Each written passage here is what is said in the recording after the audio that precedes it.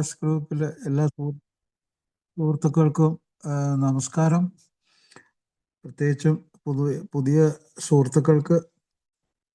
അപ്പോൾ ഞാൻ എല്ലാ ദിവസവും ഈ ചൊവ്വാഴ്ച നേരത്തെ നമ്മൾ വേറൊരു ദിവസമായിരുന്നു, വ്യാഴാഴ്ച ആയിരുന്നു നമ്മുടെ മീറ്റിംഗ്.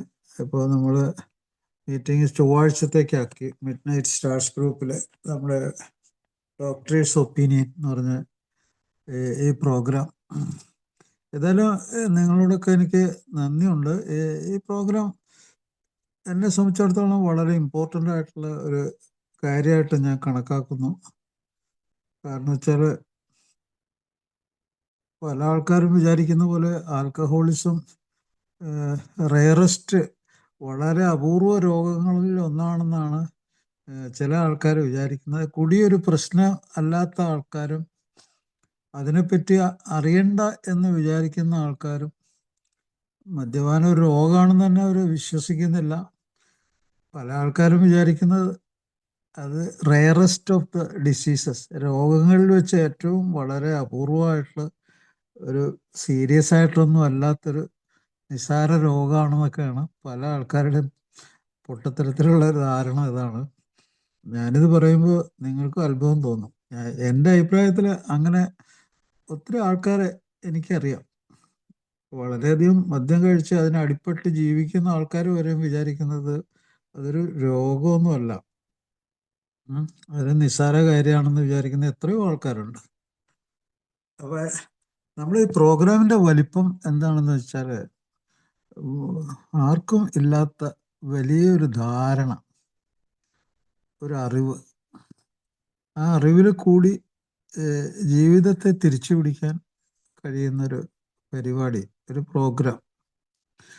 അതാണ് ഇതിൻ്റെ പ്രത്യേകത. അപ്പോൾ ഇന്ന് നമ്മുടെ ഗ്രൂപ്പിൽ കുറേ ആൾക്കാർ വന്നിട്ടുണ്ട്. വളരെ കുറച്ച് ആൾക്കാരുണ്ടാവുള്ളൂ. അപ്പോൾ ആ ആൾക്കാർ ഇപ്പോൾ കേരളത്തിൽ ഇന്ന് മദ്യം കഴിക്കുന്ന ആൾക്കാരുടെ ഒരു കണക്കെടുത്ത് നോക്കുകയാണെങ്കിൽ അത് 12 വയസ്സിന് മുകളിൽ ഉള്ള ആൾക്കാരുടെ കണക്കെടുക്കണം. ഇപ്പോൾ ഈ കഴിഞ്ഞ മാസവും മദ്യം കഴിച്ചിട്ടുള്ള ആൾക്കാരുടെ ലിസ്റ്റ് എടുക്കണം. അങ്ങനെയൊക്കെ എടുത്ത് നോക്കിക്കഴിഞ്ഞാൽ വളരെയധികം ആൾക്കാർ, ലക്ഷക്കണക്കിന് ആൾക്കാർ, കോടിക്കണക്കിന് ആൾക്കാർ മദ്യത്തിന് അടിപ്പെട്ട് ജീവിക്കുന്നുണ്ട്, മദ്യം കഴിക്കുന്നുണ്ട്. അത് ഓരോ ആൾക്കാരുടെയും മദ്യം കഴിക്കൽ ഓരോ തരത്തിലാണ്. അത് അനേകം കോടി ആൾക്കാർ ഇത് കഴിക്കുന്നുണ്ട്. സ്ത്രീകളുണ്ട്, പുരുഷന്മാരുണ്ട്. ഞാനീ പറഞ്ഞില്ലേ, 12 വയസ്സിന് മുകളിലേക്കുള്ളവരുണ്ട്, കൗമാരക്കാരുണ്ട്, ചെറുപ്പം, യങ് അഡൽട്ട് ഉണ്ട്, മിഡിൽ അഡൽട്ട് ഉണ്ട്, ഓൾഡർ അഡൽട്ട് ഉണ്ട്. പിന്നെ പ്രായമുള്ളവർ വളരെ കുറച്ച് പേര്. കാരണം ഈ പ്രായമുള്ളവർ അധികം പേരുണ്ടാവില്ല എന്നുള്ളതിൻ്റെ ഒരു കാരണം എന്ന് വെച്ചാൽ ഏർലി ഡെത്ത്. മനുഷ്യരുടെ കാര്യത്തിൽ ഈ മദ്യത്തിൻ്റെ ഉപയോഗത്തിൽ ഏറ്റവും കൂടുതൽ മരണം ഉണ്ടാക്കുന്ന ഒരു രോഗമാണിത്. അത് സ്വാഭാവികമായിട്ടും മരണസാധ്യതയുള്ള 200 രോഗങ്ങൾ, അതുപോലെ ശാരീരികം, മാനസികം, വൈകാരികം, അതുപോലെ സാമൂഹ്യമായിട്ടുള്ള കാര്യങ്ങൾ, ക്രിമിനൽ സ്വഭാവമുള്ള, നിയമലംഘനമുള്ള, ആക്സിഡൻറ്റുമായിട്ട് ബന്ധപ്പെട്ട്, സൂയിസൈഡുമായിട്ടും ഹോമിസൈഡും ഒക്കെ ആയിട്ട് ബന്ധപ്പെട്ട് ജോലി പോകുന്ന ഒരു രോഗം, അതുപോലെ ഫാമിലി സെപ്പറേഷനുള്ള രോഗം. ഇതൊക്കെ കൂടി ആലോചിച്ച് നോക്കിക്കഴിഞ്ഞാൽ തന്നെ നമ്പർ 1 യാതനകൾ അനുഭവിക്കുന്ന രോഗം എന്ന് പറയാം. നമ്പർ 1 ഏറ്റവും കൂടുതൽ യാതനകൾ ഒരാൾ അനുഭവിക്കേണ്ടി വരുന്ന രോഗം. അയാൾ മാത്രമല്ല, അയാളുടെ കൂടെ ജീവിക്കുന്നവരും, അയാൾ എവിടെയൊക്കെ പോകുന്നു, എവിടെയൊക്കെ ജോലി ചെയ്യുന്നു, അവിടെയുള്ളവരും അയാൾ മൂലം യാതനകൾ അനുഭവിക്കേണ്ടി വരുന്നൊരു രോഗം. ഈ കാര്യമൊന്നും സാധാരണ ആളുകളിലേക്ക് ഇങ്ങനെ പറഞ്ഞു കഴിഞ്ഞാൽ അവർക്ക് പിടികിട്ടില്ല. അവർക്ക് അത് വിശ്വസിക്കാനേ പറ്റില്ല. അവർ ആ ജീവിതത്തിൻ്റെ ഉള്ളിൽ എന്ന് അകപ്പെടുന്നു അന്ന് അവർക്കത് മനസ്സിലാവും. അങ്ങനെ ഒരു അവസ്ഥ അവർക്ക് ഉണ്ടാവുകയാണെങ്കിൽ അപ്പോൾ അവർക്ക് മനസ്സിലാവും. അപ്പോൾ ഇത് അനുഭവങ്ങൾ ഭയങ്കര സംഭവമാണ്. നമ്മുടെ ഈ സൂക്കേടിൻ്റെ കാര്യത്തിൽ പറയുമ്പോൾ ഏറ്റവും കൂടുതൽ ഉപയോഗിക്കുന്ന ഒരു വേർഡാണ്, ഒരു വാക്കാണ് അനുഭവങ്ങൾ. നമ്മളത് ഉപയോഗിച്ചിട്ടാണ് ഒരാളിലേക്ക് സന്ദേശം എത്തിക്കുന്നത്. ഒരാൾ രക്ഷപ്പെടുന്നതും അതിൽ കൂടിയാണ്, രക്ഷപ്പെടാത്തതും അതിൽ കൂടിയാണെന്ന് പറയാം. കാരണം വെച്ചാൽ അനുഭവങ്ങൾ അനുഭവങ്ങൾ തന്നെയാണ്. അപ്പോൾ ആ അനുഭവങ്ങൾ നമ്മൾ മനസ്സിലാക്കേണ്ടിയിരിക്കുന്നു. ആ സൂക്കേടിൽ നിന്ന് രക്ഷപ്പെടാനുള്ള അനുഭവം വേണം, രക്ഷപ്പെടാത്ത അനുഭവമുണ്ട്. അപ്പോൾ എല്ലാ തരത്തിലുള്ള അനുഭവങ്ങളുണ്ട്. ഇപ്പോൾ എത്രയോ ആളുകൾ നമ്മുടെ ഈ ഗ്രൂപ്പിൽ വന്ന് മുഖം കാണിച്ചിട്ടൊക്കെ എത്രയോ ആൾക്കാർ വന്ന് പോയിക്കൊണ്ടിരുന്നു, എത്രയോ ആൾക്കാർ. അതുകൊണ്ട് ഞാൻ പറഞ്ഞത്, അപ്പോൾ അനുഭവങ്ങൾ തന്നെ പലതരത്തിലുണ്ട്. അനുഭവങ്ങൾ സ്വീകരിക്കുന്ന അനുഭവങ്ങളുണ്ട്, സ്വീകരിക്കാതെ ജീവിക്കുന്ന അനുഭവങ്ങളുണ്ട്. അപ്പോൾ അനുഭവം എന്നുള്ള വാക്ക് ഏറ്റവും കൂടുതൽ ഉപയോഗിക്കുന്ന ഒരു ടെറിട്ടറി, ഒരു മേഖലയാണ് ഈ ആൽക്കഹോളിക്സ് അനോണിമസിൻ്റെ ഈ പ്രോഗ്രാം. അപ്പോൾ ഞാനിപ്പോൾ എന്തിനാണ് ഈ എല്ലാ ചൊവ്വാഴ്ചയും ഇങ്ങനെ വന്ന് നിങ്ങളോട് സംസാരിക്കുന്നത്? ചില ആൾക്കാർ ചോദിച്ചിട്ടുണ്ട്, എനിക്ക് അത്ഭുതം തോന്നിയിട്ടുണ്ട്, ഇത് തന്നെ ഒരു അഡിക്ഷൻ്റെ ഒരു ഭാഗമാണോ ഈ ടോക്കിംഗ് ഫോർ ദിസ് പർപ്പസ്? ഇത് ഒരു അഡിക്ഷൻ്റെ, ആളുകൾക്ക് അഡിക്ഷൻ എന്താണെന്ന് അറിയാൻ പാടില്ലാത്ത ആൾക്കാരാണ് അങ്ങനെയൊക്കെയുള്ള വിഡ്ഢിത്തരം നിറഞ്ഞ ചോദ്യങ്ങൾ ചോദിക്കുന്നത്. വാട്ട് ഈസ് അഡിക്ഷൻ എന്നുള്ള അവർ ശരിക്കും അതിനൊരു നിർവചനമുണ്ട് അഡിക്ഷൻ എന്നുള്ളതിന്. അപ്പോൾ അത് അവർ അറിഞ്ഞിരിക്കണം. അപ്പോൾ അതിനെപ്പറ്റി ഞാൻ കൂടുതൽ പറയാം. അപ്പോൾ ഞാൻ വന്നിരിക്കുന്നതിൻ്റെ ഉദ്ദേശം, ഞാനൊരു മനുഷ്യനാണ്. അപ്പോൾ എനിക്ക് ഈ മദ്യാസക്ത രോഗം എന്നുള്ളത് എൻ്റെ വ്യക്തിപരമായ ജീവിതത്തെ, ഞാനൊരു മദ്യപാന രോഗിയല്ലെങ്കിലും ഞാൻ അങ്ങനെയുള്ള ആളുകളുടെ കൂടെ ജീവിച്ചു. എൻ്റെ ബന്ധുക്കൾ, എൻ്റെ മരിച്ചുപോയ ആൾക്കാർ, വളരെയധികം ആൾക്കാർ, ബന്ധുക്കൾ, അച്ഛൻ, അതുപോലെ മറ്റ് കുഴപ്പങ്ങൾ വളരെയധികം ഉണ്ടായിരുന്ന ആളുകൾ, പിന്നെ എന്നെ ഞങ്ങൾ വിദ്യാഭ്യാസമൊക്കെ കിട്ടിയ സമയത്ത് നമ്മുടെ അധ്യാപകർ, സുഹൃത്തുക്കൾ, മരിച്ചുപോയ ഒത്തിരി സുഹൃത്തുക്കൾ, വളരെയധികം ബന്ധുക്കൾ, അങ്ങനെ ഒത്തിരി അനുഭവങ്ങൾ. അതെല്ലാം വളരെ ഓർക്കുമ്പോൾ വളരെ വേദനാജനകമായിട്ടുള്ള അനുഭവങ്ങളൊക്കെയാണ്. അപ്പോൾ ഇത് രോഗം എന്നുള്ള നിലയിൽ ഇത് മനസ്സിലാക്കുകയും വ്യക്തിപരമായിട്ട് ഇത് വഹിക്കുന്ന ആ രോഗഭാരം, ഏതൊരു രോഗത്തിനും ഉള്ളൊരു വലിയ പ്രശ്നം, അതൊരു രോഗഭാരം എന്ന് പറഞ്ഞൊരു സാധനം ഉണ്ടാക്കും. ഈ രോഗഭാരം വ്യക്തിക്കും ആ വ്യക്തിയുടെ കൂടെ ജീവിക്കുന്നവർക്കുണ്ടാവുന്നുള്ളതാണ് പ്രത്യേകത. അത് ബേർഡൻ ഓഫ് ഡിസീസ് എന്ന് പറയും. ബേർഡൻ, അതൊരു രോഗത്തിൻ്റെ ഭാരം.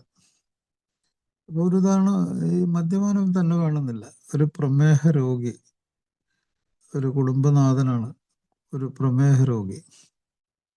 അയാളുടെ രോഗം ആ കുടുംബം രോഗഭാരമായിട്ട് അവർ താങ്ങേണ്ടി വരുന്നുണ്ട്. എപ്പോഴൊക്കെയാണ്? അയാൾ കിടപ്പിലാവുമ്പോൾ, അയാളുടെ കാല് മുറിച്ച് കളയുന്ന സമയത്ത്, ആ പ്രമേഹ രോഗം അയാൾക്ക് ഹാർട്ട് അറ്റാക്ക് ഉണ്ടായിട്ട് അതിനിർണായകമായിട്ടുള്ളൊരു ഘട്ടത്തിൽ അയാൾ ICUവിൽ കിടക്കുമ്പോൾ, അതുപോലെ അയാളുടെ വൃക്കകൾ കേടുപറ്റിയിട്ട് ഡയാലിസിസിനൊക്കെ ആയിട്ട് കൊണ്ടുപോകുന്ന സമയത്ത് അയാളെപ്പറ്റി ഓർത്തിട്ട് അയാളുടെ ബന്ധുക്കൾ അനുഭവിക്കുന്ന ആ രോഗഭാരം, അയാൾ അനുഭവിക്കുന്ന രോഗഭാരം അത് നിസ്സാരമൊന്നുമല്ല.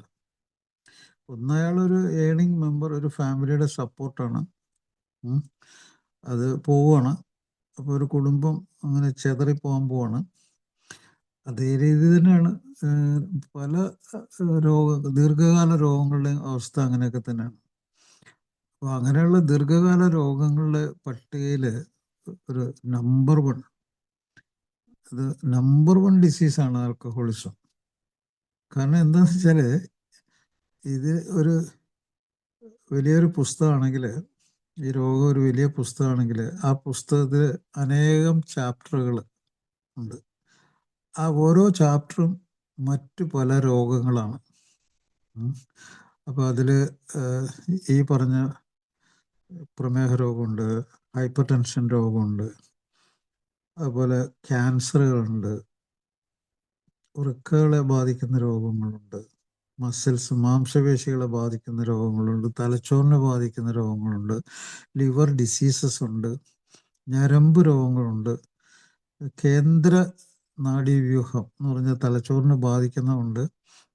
അത് നമ്മുടെ സ്വഭാവത്തെ ബാധിക്കുന്നതായതുകൊണ്ട് സ്വഭാവ രോഗങ്ങളുണ്ട്. തലച്ചോറിനെ ബാധിക്കുന്ന രോഗമുണ്ട്, മാനസിക രോഗങ്ങളുണ്ട്. അപ്പം ഓരോരോ ചാപ്റ്ററുകളും രോഗമാണ് ഇതിൻ്റെ ഉള്ളിൽ. അപ്പം ഇത് ഒരു കാലദൈർഘ്യമുള്ള ഒരു രോഗം. ഒരാൾ മരിച്ചു പോകുന്നവർ ഈ സൂക്കേടിൻ്റെ ലക്ഷണങ്ങളും അത് അലട്ടിക്കൊണ്ടിരിക്കും. അയാളെയും അയാളുടെ കുടുംബത്തെയും അങ്ങനെ അലട്ടിക്കൊണ്ടിരിക്കുന്ന ഒരു രോഗം. അപ്പോൾ അത് വെച്ച് തന്നെ ഇത് നമ്പർ 1 ജയന്റ് കില്ലർ എന്ന് ലോകാരോഗ്യ സംഘടന പറയുന്നത് നമ്പർ 1 ജയന്റ് കില്ലറാണ്. അത് ഒറ്റയ്ക്ക് എടുക്കലല്ല, ഞാനത് ഒറ്റയ്ക്ക് എടുക്കുന്നില്ല. കാരണം വെച്ചാൽ ഈ മദ്യാസക്ത രോഗം ഒറ്റയ്ക്ക് ഒരു രോഗമായിട്ട് കരുതേണ്ടതില്ല. കാരണം അതൊരു പാലം, മറ്റ് ലഹരി വസ്തുക്കളിലേക്ക് ഒരു പാലം ഉണ്ടാക്കുന്നുണ്ട്. അത് ടുബാക്കോ, പുകയിലയോ സിഗരറ്റോ മറ്റ് ലഹരി വസ്തുക്കൾ. ഇപ്പോഴത്തെ കാലത്ത് അത് ഭയങ്കര ഉറപ്പായ കാര്യമാണ്. മറ്റ് ലഹരി വസ്തുക്കളിലേക്കൊരു പാലം പണിതിട്ടുണ്ട്. അപ്പം അതെല്ലാം കൂടി ചേർന്നിട്ട് നമ്പർ 1 ജയന്റ് കില്ലറാണ്. അത് ക്യാൻസറിൻ്റെ കാര്യത്തിലും ആക്സിഡൻറ്റിൻ്റെ കാര്യത്തിലും എല്ലാ രോഗങ്ങളെയും കൂടി കൂട്ടി വെച്ചിട്ടുള്ള ആ കാര്യത്തിൽ ഇത് നമ്പർ 1 ഡിസീസാണ്. അതുകൊണ്ട് തന്നെ ഒരാൾക്ക് ഇങ്ങനെ ഒരു സന്ദേശം കിട്ടിക്കഴിഞ്ഞാൽ അയാൾ ബുദ്ധിയുള്ള ഒരാളാണെങ്കിൽ എത്രയും പെട്ടെന്ന് രക്ഷപ്പെടാനുള്ള ഒരു ശ്രമം നടത്തണം. പക്ഷെ ഇങ്ങനെ വെറുതെ ഒരു പറച്ചിലൊന്നുമല്ല, ദർ ഇസ് എവിഡൻസ്. അപ്പോൾ മദ്യാസക്ത രോഗത്തിന് വേണ്ടി നിങ്ങൾ ഇപ്പോൾ അറ്റൻഡ് ചെയ്യുന്ന ഈ ആൽക്കഹോളിക്സ് അനോണിമസ് എന്ന് പറഞ്ഞ ഗ്രൂപ്പ് സൃഷ്ടിക്കപ്പെട്ടത് 2 കാര്യങ്ങളുടെ അടിസ്ഥാനത്തിലാണ്. ഒന്ന്, ഇതിൻ്റെ സ്ഥാപകർ പറഞ്ഞിരിക്കുന്നത് ഇത് സൃഷ്ടിക്കപ്പെട്ടത് ഒരു പ്രധാനപ്പെട്ട ലോകത്തിലെ ജനങ്ങളുടെ ആരോഗ്യം കൈകാര്യം ചെയ്യുന്ന ആധുനിക ആധുനികം എന്നുള്ളത് വളരെ ഇമ്പോർട്ടൻ്റ് ആണ്. ആധുനിക മോഡേൺ മെഡിസിൻ അങ്ങനെയാണ്. ആധുനിക വൈദ്യശാസ്ത്രത്തിൻ്റെയും അതുപോലെ മനുഷ്യനായിട്ട് അയാൾ വിലയിരുത്തുന്ന ഏറ്റവും കൂടുതൽ വലിയ സംഭവം എന്താണെന്ന് വെച്ചാൽ അയാൾക്ക് മനുഷ്യത്വം ഉണ്ടെന്നുള്ളതാണ്. ഈ മനുഷ്യത്വം എന്നുള്ളത് നമ്മൾ ചർച്ച ചെയ്യുകയാണെങ്കിൽ നമുക്ക് മനസ്സിലാവും. അതൊരു പൊതുവായിട്ട് പറയുന്ന ഒരു ആത്മീയ ബോധം എന്നൊക്കെ പറയും. അപ്പോൾ ഈ 2 കാര്യങ്ങൾ, ഒരു ആത്മീയ ബോധത്തിലും അതുപോലെ ആധുനിക വൈദ്യശാസ്ത്രത്തിൻ്റെ അടിത്തറയിലാണ് ഈ programme സൃഷ്ടിക്കപ്പെട്ടിരിക്കുന്നത്.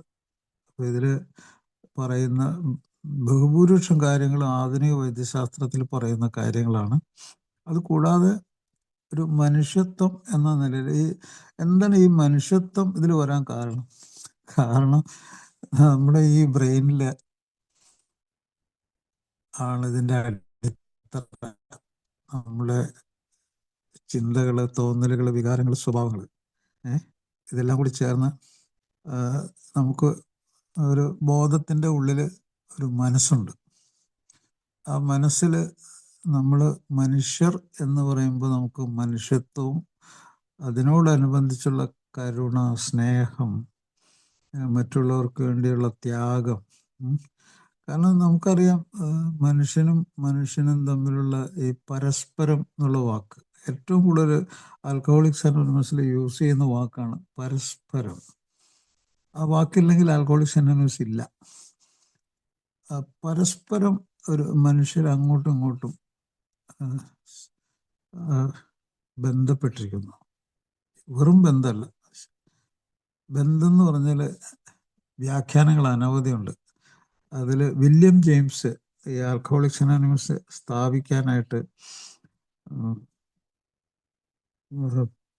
Will Wilson Bill Wilson സ്വീകരിച്ച ഏറ്റവും വലിയൊരു പുസ്തകമാണ് വെറൈറ്റീസ് ഓഫ് സ്പിരിച്വൽ എക്സ്പീരിയൻസസ്.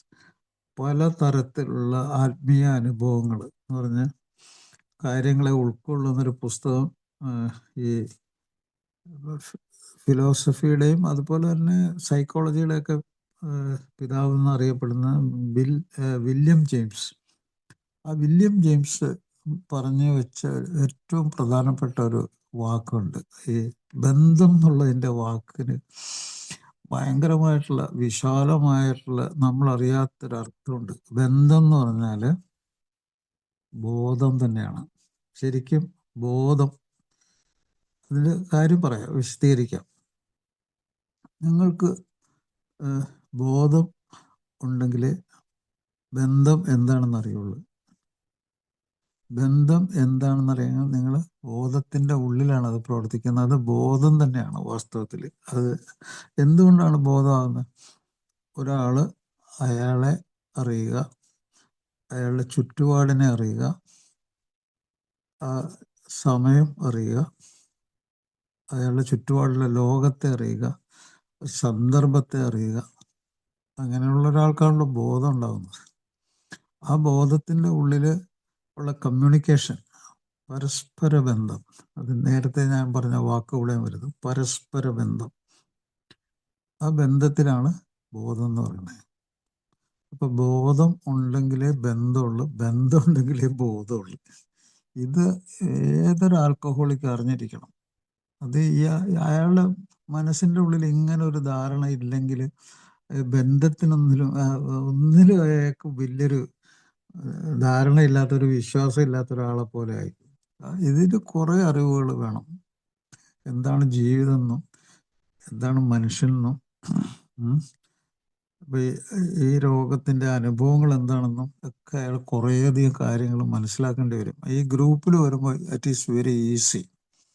ഈ അനുഭവങ്ങളും ശക്തിയും പ്രതീക്ഷയും എന്നൊക്കെ പറയുന്ന സാധനങ്ങൾ പങ്കുവെക്കുമ്പോൾ അയാൾ എന്തിനാണ് ഇവിടെ വന്നത്, എന്ത് രോഗമാണ് അയാൾക്കുള്ളത്, അതിൻ്റെ ലക്ഷണങ്ങൾ എന്തൊക്കെയാണ്, അതിൻ്റെ തീവ്രത എന്താണ്, എത്ര കാലമായി അതിൻ്റെ പുറകെ അയാൾ നടന്നിട്ടുണ്ട്, ആരൊക്കെ അയാളുടെ രോഗം മൂലം കഷ്ടതകൾ അനുഭവിച്ചിട്ടുണ്ട്, അയാൾ അനുഭവിച്ചത് അയാൾ എപ്പോഴാണ് അറിയാൻ തുടങ്ങിയത്, എപ്പോഴാണ് അതിനെപ്പറ്റി അയാൾക്ക് ധാരണ വന്നത്, ഒക്കെ ഒത്തിരി ഒത്തിരി കാര്യങ്ങൾ ഗ്രൂപ്പിൽ വരുമ്പോൾ അയാളുടെ തലച്ചോറിൽ കയറണം. അങ്ങനെ കയറിയില്ലെങ്കിൽ അയാൾ വെറുതെ വന്നാണ് റിലാപ്സ് അടിച്ച് അയാൾ നേരത്തെ തന്നെ മരിച്ചു പോകും. ഇതിൽ പുനർപതനം എന്നുള്ള വാക്കിന് ജീവിതത്തിൻ്റെ മരണത്തിൻ്റെ ഒരു അതിർവരമ്പാണ്. അത് അടിക്കടി അതിൻ്റെ മുമ്പുള്ളൊരു വാക്കുണ്ട്, അഡിക്ഷൻ എന്നുള്ള വാക്ക്. അതിലൊക്കെ കയറി ഇറങ്ങി ആ അഡിക്ഷനിൽ നിന്ന് രക്ഷപ്പെടാനുള്ളൊരു മാർഗം, ആ മാർഗത്തിൻ്റെ ഉള്ളിൽ ഭീകരമായിട്ട് വന്നു പോകുന്നൊരു പരിപാടിയാണ് പതനം, പുനർപതനം. വീണ്ടും വീണ്ടും പതനത്തിലേക്ക് പോവുക. അപ്പോൾ അതൊരു ചെറിയൊരു വരമ്പാണ്. അങ്ങോട്ടും മറിയുക, ഇങ്ങോട്ടും മറിയുക.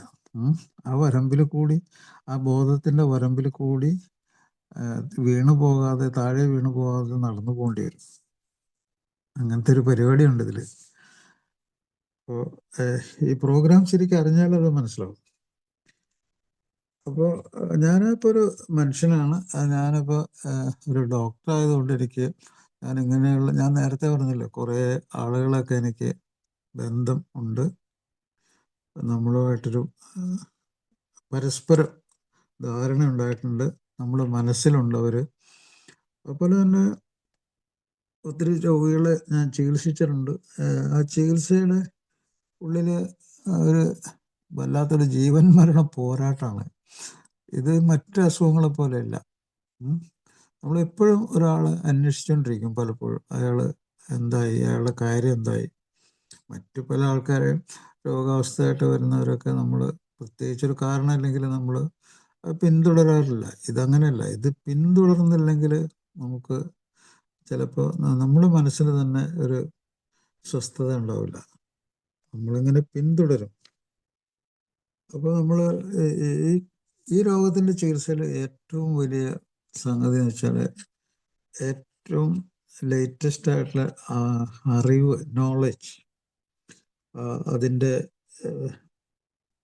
അതിൻ്റെ റിസർച്ച്, ഗവേഷണങ്ങൾ, അതിൻ്റെ ഫലങ്ങൾ, ഇതൊക്കെ എനിക്ക് വളരെ, ഞാൻ ഏറ്റവും കൂടുതൽ പഠിച്ചിട്ടുള്ള വിഷയമാണിത്. കാരണം ഇതിലിപ്പോൾ ലേറ്റസ്റ്റ് ആയിട്ടുള്ള ട്രീറ്റ്മെൻറ്റ്, ആൽക്കഹോളിസത്തിൻ്റെ ലേറ്റസ്റ്റ് ട്രീറ്റ്മെൻറ്റ് എന്നാൽ നിങ്ങളൊരു വേറെ ഡോക്ടറോട് ചോദിച്ചു നോക്കുക. കാരണം ഇത് ലേറ്റസ്റ്റ് ട്രീറ്റ്മെൻറ്റ് പല ആൾക്കും അറിയാൻ പാടില്ല. എന്താന്ന് ഞാനത് അഹങ്കാരം കൊണ്ട് പറയല്ല. ലേറ്റസ്റ്റ് ട്രീറ്റ്മെൻറ്റ് എന്ന് പറയുന്നത് തലച്ചോറിൽ ഡീപ്പ് ബ്രെയിൻ സ്റ്റിമുലേഷനാണ്. Deep brain stimulation. ഡീപ്പ് എന്നുള്ളത് വളരെ ഇമ്പോർട്ടൻ്റ് ആണ്, ബ്രെയിൻ എന്നുള്ളത് ഇമ്പോർട്ടൻ്റ് ആണ്, സ്റ്റിമുലേഷൻ എന്നുള്ളത് ഇമ്പോർട്ടൻ്റ് ആണ്. എന്താണ് ഡീപ്പ് ബ്രെയിൻ സ്റ്റിമുലേഷൻ? തലച്ചോറിൻ്റെ ഉള്ളിലേക്ക് ആഴത്തിൽ വളരെ നീളമുള്ള ഇലക്ട്രോഡുകൾ, കറണ്ട് പാസ് ചെയ്യുന്ന നേരിയ കമ്പികളാണ് ഇലക്ട്രോഡുകൾ. അത് കടത്തി വിട്ടിട്ട് അത് പോകുന്ന വഴികളൊക്കെ രേഖപ്പെടുത്തി അവിടെ പ്രത്യേക ചില സ്ഥലങ്ങളുണ്ട് തലച്ചോറിൽ. ആ ഭാഗത്തേക്കൊക്കെ ഇലക്ട്രിസിറ്റി കടത്തി വിട്ട് തലച്ചോറിൽ അവിടെ ഉത്തേജനം ഉണ്ടാക്കുന്ന ഒരു ചികിത്സയുണ്ട്. ആ ചികിത്സയാണ് മദ്യപാനത്തിനും മറ്റ് മാറാത്ത ലഹരികൾക്കുള്ള ലേറ്റസ്റ്റ് ട്രീറ്റ്മെൻറ്റ്. അതാണ് ഡീപ്പ് ബ്രെയിൻ സ്റ്റിമുലേഷൻ. അങ്ങനെയുള്ള സ്റ്റിമുലേഷൻ ചെയ്യുന്ന ഇപ്പോൾ രോഗികളൊക്കെ പൈസയുള്ള ആൾക്കാരൊക്കെ ഉണ്ട്. 10-16 ലക്ഷം രൂപയൊക്കെ ആവാൻ. അപ്പോൾ നമ്മൾ ഈ തുടക്കത്തിൽ തന്നെ ഈ ആൽക്കഹോളിക്സ് അനോണിമസിനെ സ്നേഹിച്ചിരുന്നൊരു ഈ ഞാനിപ്പോൾ ഇന്ന് പറഞ്ഞുകൊണ്ടിരിക്കുന്ന ഡോക്ടേഴ്സ് ഒപ്പീനിയൻ പറഞ്ഞ ആയിരക്കണക്കിന് രോഗികളെ ചികിത്സിച്ച AA പ്രോഗ്രാം ഉണ്ടായ സമയത്ത് രോഗികളെ ചികിത്സിക്കുകയും ആൽക്കഹോളിക്സ് അനോണിമസിനെ അത് അങ്ങനെ ആക്കാനായിട്ട് സഹായിച്ചൊരു ഡോക്ടറുണ്ട്. അദ്ദേഹമാണ് വില്യം ഡങ്കൻ സിൽക്ക്വർത്ത്. അദ്ദേഹം ആരൊക്കെയായിട്ട് ബന്ധമുണ്ടെന്ന് ചോദിച്ചാൽ ബിൽ വിൽസൺ എന്ന് പറഞ്ഞ ഇതിൻ്റെ സ്ഥാപകൻ, സഹസ്ഥാപകൻ ഡോക്ടർ ബോബ്, ഇവരൊക്കെ ആയിട്ട്, പിന്നെ ആദ്യകാലങ്ങളിലുണ്ടായിരുന്ന ആൽക്കഹോളിക്സ് അനോണിമസിലെ മെമ്പേഴ്സ്, അവരൊക്കെ കുറേ ആൾക്കാരെ ചികിത്സിച്ചിട്ടുള്ള ആൾക്കാർ. അമേരിക്കയിലെ ടൗൺസ് ഹോസ്പിറ്റൽ എന്ന് പറഞ്ഞ സ്ഥലത്ത് അദ്ദേഹം ആ കാലത്ത് ചികിത്സിക്കാത്ത രോഗികളില്ല. അപ്പോൾ ഈ പ്രോഗ്രാം, ഈ എന്ന് പറഞ്ഞ പ്രോഗ്രാമിനെ ലോകത്തിന് പരിചയപ്പെടുത്തി ആമുഖം എഴുതിയത് അദ്ദേഹമാണ്. ആ ബുക്കിന് ആമുഖം എഴുതിയത് അദ്ദേഹമാണ്. അദ്ദേഹം പറഞ്ഞ 2 വാക്കുകൾ, 3-4 വാക്കുകൾ വളരെ ഇന്നും ഭയങ്കര പ്രസക്തമാണ്. ഞാൻ എപ്പോഴും ഓർക്കുന്ന വാക്കുകളാണ്. ആൽക്കഹോളിസത്തെ പറ്റി പറയുകയാണെങ്കിൽ ആ വാക്കുകൾ ഓർക്കാതെ ഒരാൾക്ക് മുന്നോട്ട് പോകാൻ പറ്റില്ല. രോഗികൾ ഓർത്തിരിക്കണം, ഡോക്ടർ ഓർത്തിരിക്കണം. എന്താണത്? 2 വാക്കുകൾ. വളരെ വളരെ ഭയങ്കര പ്രതിഭാശാലിയായ ഒരു ഡോക്ടർക്ക്, കഴിവുള്ളൊരു ഡോക്ടർക്ക്, ഒരു സഹാനുഭൂതിയുള്ളൊരു ഡോക്ടർക്ക് അതൊക്കെ പറയാൻ പറ്റുള്ളൂ. അദ്ദേഹം പറഞ്ഞ ഈ രോഗത്തിൻ്റെ ആഴവും വ്യാപ്തിയും അപാരമാണ്. അപ്പം അത് പോലും അത് വളരെ കറക്റ്റായിട്ട് പറഞ്ഞു. ഡീപ്പ് ബ്രെയിൻ സ്റ്റിമുലേഷനിൽ തന്നെ ആ വാക്ക് വന്നുണ്ടോ, തലച്ചോറിൻ്റെ അങ്ങ് ആഴത്തിലേക്ക് ഇലക്ട്രോഡ് കടത്തിയിട്ട് സ്റ്റിമുലേഷൻ ചെയ്യുന്നു. ഈ രോഗത്തിൻ്റെ ആഴവും വ്യാപ്തിയും പറഞ്ഞറിയിക്കാൻ പറ്റാത്തതാണ്. ആ തലച്ചോറിൻ്റെ അങ്ങ് മോൾ ഭാഗം മുതൽ താഴെ ഭാഗം വരെ എന്തിനു വേണ്ടിയൊക്കെ പ്രവർത്തിക്കുന്നുണ്ടോ ആ ആ പ്രവർത്തനങ്ങൾ, അതിൻ്റെ ഘടനയും അതിൻ്റെ പ്രവർത്തനത്തിനെയും എല്ലാ തരത്തിലും ബാധിക്കും. അത് ഒരു അത്ഭുതമായിട്ട് എനിക്ക് തോന്നിയിട്ടുണ്ട്. അദ്ദേഹത്തിൻ്റെ ആ ഒരു പ്രവചനം പോലെയുള്ള ആ ഭയങ്കര എന്നെന്നും നിലനിൽക്കുന്ന ആ സ്റ്റേറ്റ്മെൻറ്റ് ഭയങ്കരമാണ്. അപ്പോൾ ഈയിടെ ഞാൻ വായിച്ച ലേറ്റസ്റ്റ് പുസ്തകത്തിൽ, തലച്ചോറിനെ കുറിച്ചുള്ള പുസ്തകത്തിൽ, തലച്ചോറിൽ സെറിബ്രൽ കോർട്ടെക്സ് എന്നൊക്കെ പറയും, എല്ലാവരും കേട്ടിട്ടുണ്ടാവും. തലച്ചോറിൻ്റെ ഏറ്റവും മോൾ ഭാഗം, അതാണ് higher brain function. Higher brain function എന്ന് പറഞ്ഞാൽ, ഹയർ എന്ന് വെച്ചാൽ ഔന്നത്യമുള്ള, ബ്രെയിൻ തലച്ചോറ്, ഫങ്ഷൻ പ്രവർത്തനം.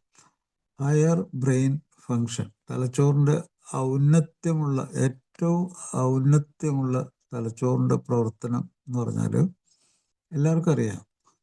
അത് ചിന്തകൾ ഉൽപ്പാദിപ്പിക്കുന്നു, അത് വികാരങ്ങൾ ഉൽപ്പാദിപ്പിക്കുന്നു. അത് തോന്നലുകൾ ആയിട്ട് നമ്മുടെ മനസ്സിൽ വരുന്നു, സ്വഭാവമായിട്ട് വരുന്നു നമ്മുടെ മനസ്സിൽ. അതുകൂടാതെ ഈ ലോകത്തെ നമ്മളെ ഉള്ളിലേക്ക് ഇറക്കി കൊണ്ടുവരുന്നു. ലോകം എന്താണെന്ന് നമ്മൾ കണ്ടും കേട്ടും മനസ്സിലാക്കി, സ്പർശിച്ചും രുചിയൊക്കെ അറിഞ്ഞ് മണമൊക്കെ അറിഞ്ഞ് ഈ ലോകത്തിൽ എന്താണുള്ളത്, എന്താണ് അതിൻ്റെ കണ്ടന്റ്, എന്താണ് ഈ ലോകം, എന്താണ് അവിടെ, എന്താണ് നമുക്കുള്ളത്, എന്ത് ബന്ധമാണുള്ളത്, ആ ബന്ധവും അതിനെപ്പറ്റി ധാരണയും എല്ലാം കൂടി നമ്മുടെ തലച്ചോറിൻ്റെ ഉള്ളിലേക്ക് കൊണ്ട് ഇറക്കി വയ്ക്കുന്നത് അത് ഹയർ ബ്രെയിൻ എന്ന് പറയും. അപ്പോൾ അത് ആ സെൻസേഷൻസ്, അതിനെക്കുറിച്ചുള്ള ധാരണകൾ അതെല്ലാം കയറിക്കഴിഞ്ഞാൽ പിന്നെ നമ്മൾ ചലിക്കുന്നത്, അതുകൂടാതെ നമുക്ക് ബോധമുണ്ടാക്കുന്നുണ്ട്, നമ്മൾ അർത്ഥം മനസ്സിലാവുന്നുണ്ട്, നമുക്ക് കമ്മ്യൂണിക്കേറ്റ് ചെയ്യാൻ, നമുക്ക് പരസ്പരം കമ്മ്യൂണിക്കേറ്റ് ചെയ്യാൻ, ബന്ധപ്പെടാൻ കഴിയുന്നുണ്ട്.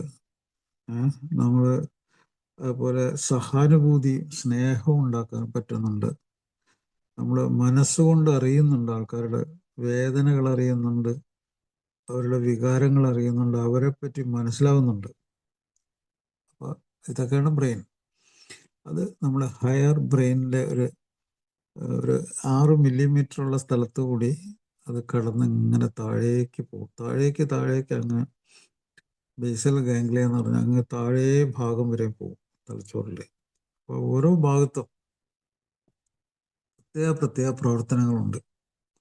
ഇപ്പോൾ ഉദാഹരണത്തിന് സാമൂഹ്യ ബോധവും ബുദ്ധിശക്തിയും തിരിച്ചറിവും, മനുഷ്യരെ മനസ്സിലാക്കുകയും നമ്മുടെ വർഗത്തെ മനസ്സിലാക്കുകയും അതിനോടുള്ള സ്നേഹവും അടുപ്പവും ഒക്കെ സൂക്ഷിക്കുകയും ചെയ്യുന്നത് തലച്ചോറിൻ്റെ ഈ മുകൾഭാഗം തന്നെയാണ്. അതുകൂടാതെ നമുക്ക് പലതരം വികാരങ്ങളുണ്ട്. ആ വികാരങ്ങളെല്ലാം നമ്മൾ മനസ്സിലാക്കുക. നമുക്ക് അതിനെപ്പറ്റി കൂടുതൽ പറയേണ്ട ആവശ്യമില്ല, എല്ലാവർക്കും അറിയാം അതൊക്കെ ഈ ബ്രെയിനിൽ കൂടി. അപ്പോൾ തലച്ചോറിൻ്റെ സൂക്കേടാണിത്. അതുകൊണ്ട് തന്നെ പറയാം, നിങ്ങൾ ഏതെങ്കിലും ഒരു പുസ്തകം എടുത്ത് നിങ്ങൾക്ക് ഇപ്പോൾ മൊബൈലിലോ അല്ലെങ്കിൽ ഡിക്ഷണറിയിലോ നോക്കുവാണെങ്കിൽ അതിൽ പ്രധാനപ്പെട്ടൊരു വാക്ക് കാണാം. What is alcoholism? എന്താണ് മദ്യപാന രോഗം? അതിൽ കുറേ വാക്കുകളുണ്ട്. അത് ദീർഘകാലം നീണ്ടു നിൽക്കുന്ന, ഒരുപക്ഷെ മരണം വരെ നീണ്ടു നിൽക്കുന്ന, മുന്നോട്ട് വളരുന്ന, നിർത്തിക്കഴിഞ്ഞാലും പുനർപതനം സംഭവിക്കാൻ സാധ്യതയുള്ള തലച്ചോറിൻ്റെ റിലാപ്സിങ് ഡിസീസ്, പുനർപതനം സംഭവിക്കാൻ സാധ്യതയുള്ള തലച്ചോറിൻ്റെ മസ്തിഷ്ക രോഗം, ഇതാണ് അതിൻ്റെ. അപ്പോൾ ഒരാൾ മറ്റു ലഹരികൾ ഉപയോഗിക്കുന്നുണ്ട്, അയാൾ തന്നെ തലച്ചോറിനെ അയാൾ ഉപദ്രവിച്ചുകൊണ്ട് ജീവിക്കുന്നു. അയാൾ അറിയുന്നില്ല എന്തിനാണ് ഇങ്ങനെ ഉപദ്രവം ഉണ്ടാക്കുന്നതും അതിൻ്റെ പരിണിത ഫലം എന്താണെന്നും. അയാൾ മറ്റുള്ളവരൊക്കെ ഉപയോഗിക്കുന്നു, തനിക്കെന്തോ അപാരമായ ഒരു ആനന്ദം കിട്ടുന്നു, അത് ഭയങ്കരമാണെന്നും ഭയങ്കര സംഭവമാണെന്നും, അത് ലഭിച്ചു കഴിഞ്ഞാൽ അപൂർവമായിട്ട് എന്തോ ഒരു സൗഭാഗ്യം, ഒരു മറ്റുള്ളവർക്ക് ആർക്കും അനുഭവിക്കാത്ത. പല മദ്യപിക്കുന്ന ആൾക്കാരും ചോദിച്ചിട്ടുണ്ട്, ഇവനൊക്കെ എന്തിനാണ് ജീവിക്കുന്നത് ഇതൊന്നും കഴിക്കാതെ? അങ്ങനെയൊക്കെ പരിഹാസത്തോട് പറയുന്ന പല മദ്യപാനികളും ഞാൻ കണ്ടിട്ടുണ്ട്. ഇവനൊക്കെ ഇതൊന്നും ഉപയോഗിക്കാതെ ഇങ്ങനെ ജീവിച്ചിട്ട് എന്താ കാര്യം? അങ്ങനെയൊക്കെ ചോദിച്ചിട്ടുണ്ട്. സ്ത്രീകളോടൊക്കെ അവർ പരമപുച്ഛമായിട്ട് ചോദിച്ചിട്ടുണ്ട്, എന്തിനാണ് ഇവളൊക്കെ ജീവിച്ചിരിക്കുന്നത്? അത് എന്തോ വലിയ അപാരമായ ഒരു സൗഭാഗ്യം, ഒരു ആനന്ദം, ഒരു പ്രതിഫലം തനിക്ക് കിട്ടുന്നു എന്നുള്ള ഒരു ധാരണയാണത്. അത് അഡിക്ഷനാണ്. അതാണ് അഡിക്ഷൻ. അത് ആ അഡിക്ഷൻ ഒരാളുടെ തലച്ചോറിൽ വന്നു ചേരാൻ കുറേ സമയം പിടിക്കും.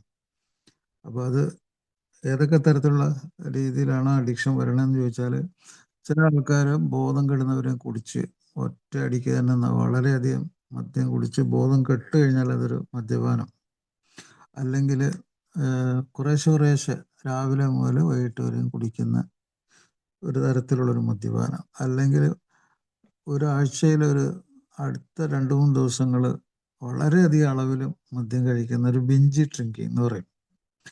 അല്ലെങ്കിൽ ഇതെല്ലാം കൂടി ചേർന്ന് മദ്യം കഴിച്ചില്ലെങ്കിൽ കൈവിറയ്ക്കുകയും അവശത വരികയും പിന്മാറ്റം വരികയും മദ്യമില്ലാതെ ജീവിക്കാൻ പറ്റാത്ത ഡിപ്പെൻഡൻസ്, അടിമയാക്കപ്പെടുന്ന അവസ്ഥയിലുള്ള മദ്യപാനം എല്ലാം അവസാനിക്കുന്നത് ഈ ലാസ്റ്റ് അവസ്ഥയിലേക്കാണ്.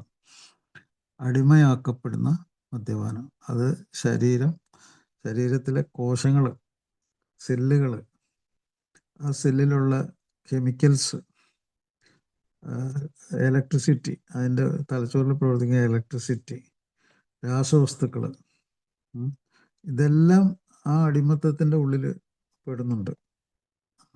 അതൊക്കെ പ്രശ്നം വരുന്നതുകൊണ്ടാണ് ഒരാൾക്ക് ഈ മദ്യം ഇല്ലാതെ ജീവിക്കാൻ പറ്റാത്ത അവസ്ഥ വരുന്നത്. അതാണ് അടിമത്തം. അപ്പോൾ ബയോളജിക്കൽ എന്ന് വെച്ചാൽ ജൈവപരമായിട്ട് ജീവനുള്ളൊരു വസ്തു എന്നുള്ള നിലയിൽ അയാൾ അടിമയാണ്. കെമിക്കലായിട്ട് ഉള്ള രാസവസ്തുവിന് അയാൾ അടിമപ്പെട്ടിട്ടുണ്ട്.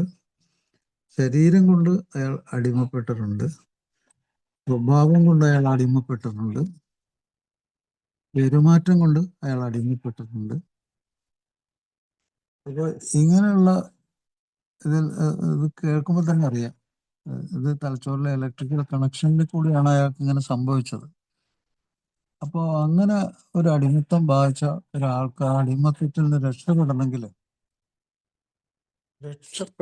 അയാൾ വളരെ കഠിനമായിട്ട് ഉള്ള ഒരു ചികിത്സയ്ക്ക് വിധേയനാകണം. ആ കഠിനമാണ് എന്ന് ഞാൻ പറയുന്നത് പലപ്പോഴും കേട്ട് കഴിഞ്ഞാൽ വളരെ നിസ്സാരമാണ്. എന്താണ് അത്? വിട്ടുനിൽക്കലാണ്. മദ്യത്തിൽ നിന്ന് വിട്ടുനിൽക്കലാണ് അതിൻ്റെ ചികിത്സ. പക്ഷെ പറയാൻ വളരെ എളുപ്പമാണ്. പക്ഷെ ഒരു മദ്യാസക്തനെ സംബന്ധിച്ച് ഈ അടിമത്തത്തിനെ ബ്രേക്ക് ചെയ്ത് സ്വാതന്ത്ര്യം കിട്ടി പുറത്തു വന്ന് ഇതൊക്കെ മനസ്സിലാക്കി വിട്ടുനിന്ന് കുറേ സ്വഭാവ രീതികളൊക്കെ സ്വീകരിച്ച് ജീവിക്കുക എന്ന് പറഞ്ഞാൽ ഭയങ്കര കുറെ കഠിന പ്രയത്നം ചെയ്യണം. കരിമല കയറ്റം കഠിനമെൻ്റെ അയ്യപ്പ എന്നൊക്കെ അയ്യപ്പന്മാർ പറയുന്നില്ലേ. ഇവിടെ അതല്ല, കരിമല കയറിയിട്ട് ഇറങ്ങാനാണ് വിഷമം. മദ്യം കഴിച്ചങ്ങോട്ട് കയറിപ്പോകാൻ വളരെ എളുപ്പമാണ്. അതിൻ്റെ ഉള്ളിൽ നിന്ന് ഊരിപ്പോരാൻ ഭയങ്കര ബുദ്ധിമുട്ടാണ്. അപ്പം അതാണ് നമ്മൾ ഈ പ്രോഗ്രാം അതിനു വേണ്ടിയുള്ളതാണ്. ഇങ്ങനെ കരിമല ഇറങ്ങാൻ വേണ്ടിയുള്ളൊരു പരിപാടിയാണിത്. അപ്പോൾ അതിനെപ്പറ്റി ഒരു നല്ലൊരു അറിവ് ഉണ്ടായിരിക്കുന്നില്ല. അപ്പോൾ ആ അറിവ് മറ്റാളുകൾക്ക് കൊടുക്കുന്നത് അതൊരു നല്ലൊരു പരിപാടിയാണ്. അതുകൊണ്ടാണ് ഞാൻ നിങ്ങളോട് സംസാരിക്കുന്നത്. അപ്പോൾ നമുക്ക് ചില അടിസ്ഥാനമായിട്ടുള്ള ചോദ്യങ്ങളുണ്ടെന്ന് ഞാൻ പറഞ്ഞു. ഈ സൂക്കേടിനെ പറ്റി അറിയാനായിട്ട് എന്താണ് രോഗലക്ഷണങ്ങൾ, അതിൻ്റെ തെളിവെന്താണ്? രോഗലക്ഷണങ്ങൾ, ഏറ്റവും പ്രധാനമായിട്ടുള്ള രോഗലക്ഷണങ്ങൾ എന്ന് വെച്ചാൽ ഒരാൾക്ക് അതിൻ്റെ മുകളിലുള്ള ഭയങ്കര ആർത്തിയാണ്, അതികഠിനമായ ആർത്തി. സെക്സിനോട് ഒരാൾക്ക് ഭയങ്കര ആർത്തി തോന്നുകയാണെങ്കിൽ, ഏറ്റവും വലിയ മധുരമുള്ള സാധനത്തിനോട് ഭയങ്കര ആർത്തി തോന്നുകയാണ്, അയാൾക്കത് ഒഴിവാക്കാൻ പറ്റാത്തൊരു ഭയങ്കര സംഭവമാണ്. അപ്പോൾ അഡിക്ഷൻ എന്ന് പറഞ്ഞു കഴിഞ്ഞാൽ ഈ ആർത്തിയാണ് അതിനെ മുന്നിൽ നിന്ന് നയിക്കുന്നത്. അഡിക്ഷന് പച്ച മലയാളം ഒട്ടിപ്പിടിക്കലാണ്. അത് കറക്റ്റാണ്. ഒട്ടിപ്പിടിക്കൽ എന്ന് പറഞ്ഞാൽ അയാളുടെ ചിന്തകൾ, തോന്നലുകൾ, വികാരങ്ങൾ, സ്വഭാവങ്ങൾ അടങ്ങിയ അയാളുടെ തലച്ചോറിനോട് ഒട്ടിപ്പിടിക്കലാണ്. പശ വെച്ച് ഒട്ടിപ്പിടിച്ച് കഴിഞ്ഞ് അതിങ്ങനെ അവിടുന്ന് നമ്മളെ ഒരു ഭയങ്കര പശ ഉണ്ടല്ലോ, തോല് പോലും പറഞ്ഞു പോകുന്നു, അതുപോലത്തെ അങ്ങനെയുള്ള പശ വെച്ച് ഒട്ടിപ്പിടിച്ചവരുള്ള ഒരു പരിപാടിയാണ് ഈ അഡിക്ഷൻ. അപ്പോൾ അതിന് പശ കൂടുതൽ ഇങ്ങനെ എല്ലാ ദിവസവും പുരട്ടിക്കൊണ്ടിരുന്നാലും പറഞ്ഞു പോരും. അതാണ് 24 മണിക്കൂർ വിട്ടു നിൽക്കൽ എന്ന് പറയുന്നത്. മരുന്നതാണ് 24 മണിക്കൂർ വിട്ടു നിൽക്കുക.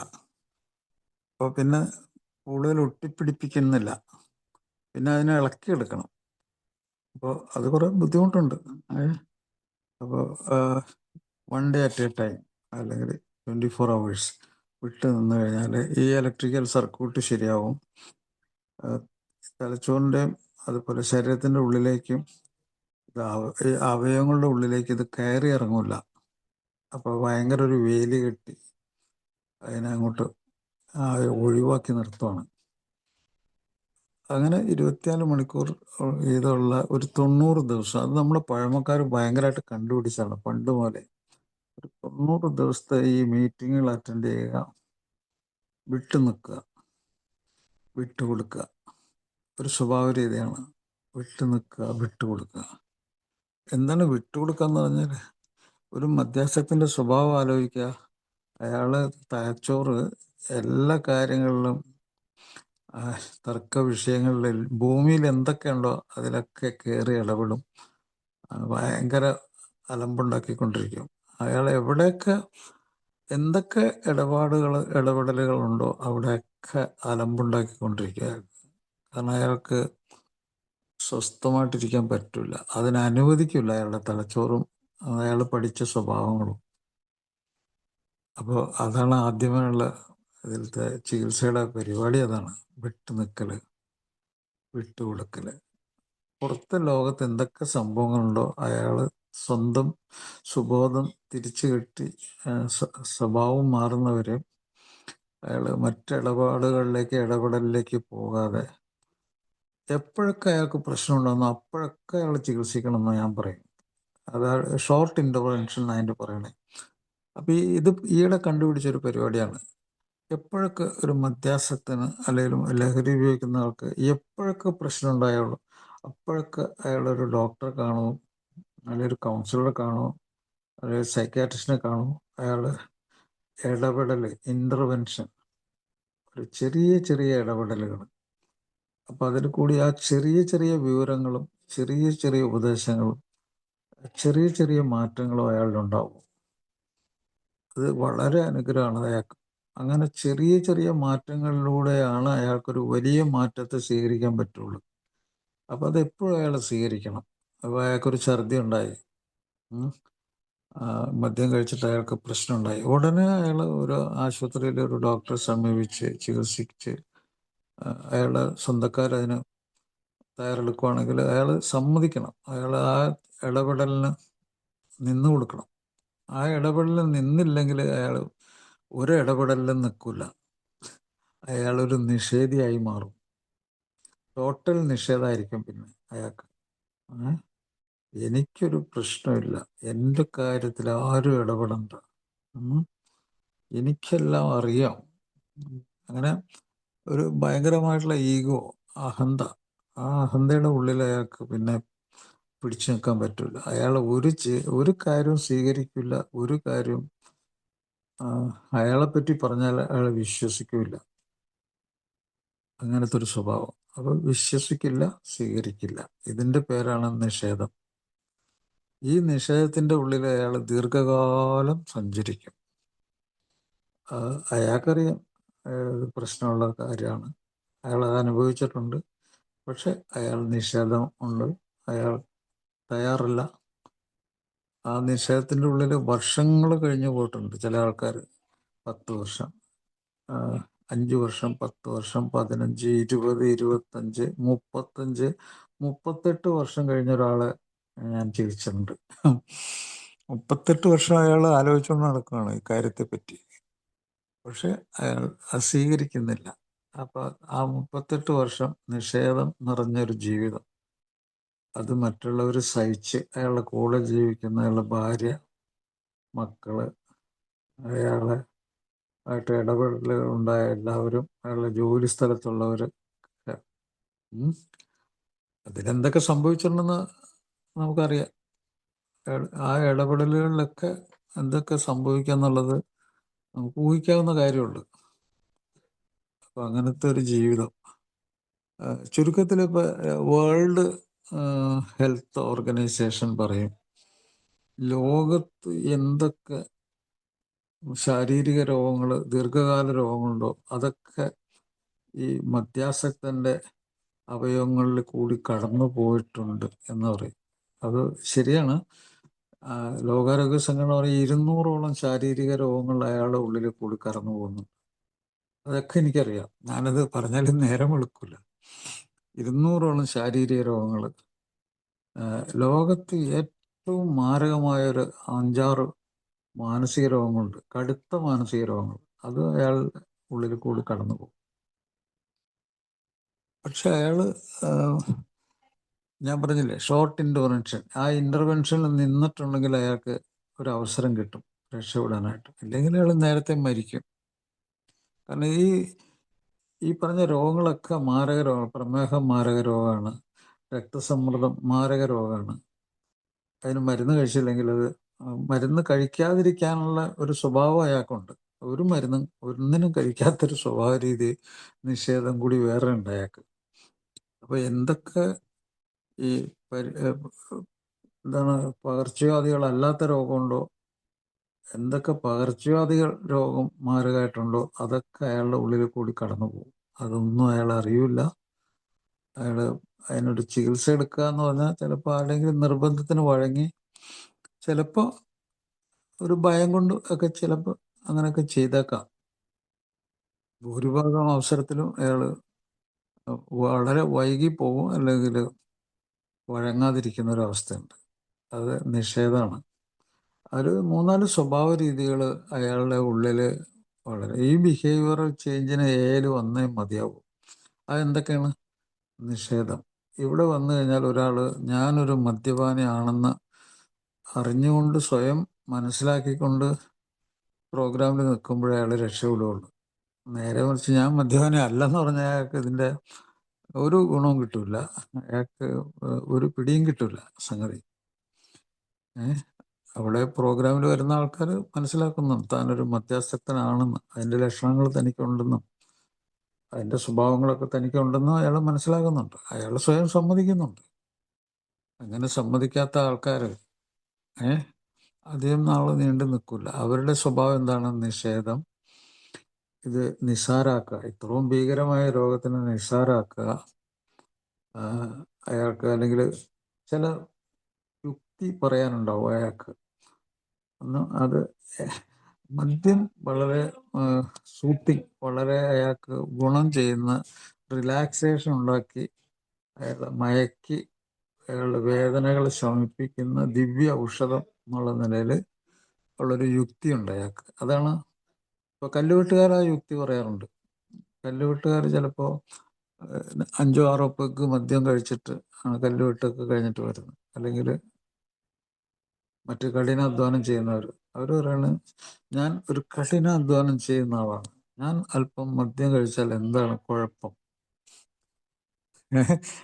അയാൾ അയാളുടെ ശരീരം എന്തോ പ്രത്യേക തരത്തിലുള്ള ഒരു ശരീരമാണെന്നും അതിന് ഭയങ്കര ഒരു ദിവ്യ ഔഷധമാണ് മദ്യം എന്നൊക്കെയുള്ള ഒരു വലിയ ഒരു യുക്തിവാദം അയാൾ അങ്ങോട്ട് എടുത്ത് പുറത്തേക്കിടും. അങ്ങനെ അതൊക്കെ ചെയ്യും. പിന്നെ ഇയാളുടെ സ്വഭാവത്തെ പറ്റി ഒക്കെ ഒരു മദ്യപാനിക്ക് മറ്റൊരു മദ്യപാനിയുടെ സ്വഭാവമൊക്കെ അറിയാം. അയാൾക്ക് എല്ലാ സ്വഭാവം അറിയാം. അയാൾക്കറിയാൻ പാടില്ലാത്ത ഒന്നുമില്ല. മറ്റൊരു മദ്യപാനിയുടെ നിഷേധം, നിസ്സാരമാക്കൽ, അയാളുടെ അറിവുകൾ, അയാളുടെ തർക്കങ്ങൾ, അയാളുടെ കോപം, അയാളുടെ ബുദ്ധിയില്ലായ്മ, അയാളുടെ ഭയം, അയാളുടെ സങ്കടങ്ങൾ, അയാളുടെ കലഹങ്ങൾ, അയാളുടെ പോലുള്ള കേസുകൾ ഒക്കെ മറ്റൊരു മദ്യപാനിക്ക് അറിയാം. പക്ഷെ അയാൾ എങ്ങനെയാണ് ജീവിക്കുന്ന? രണ്ട് സുഹൃത്തുക്കളായിട്ട് അവർ ജീവിക്കുന്നുണ്ട്.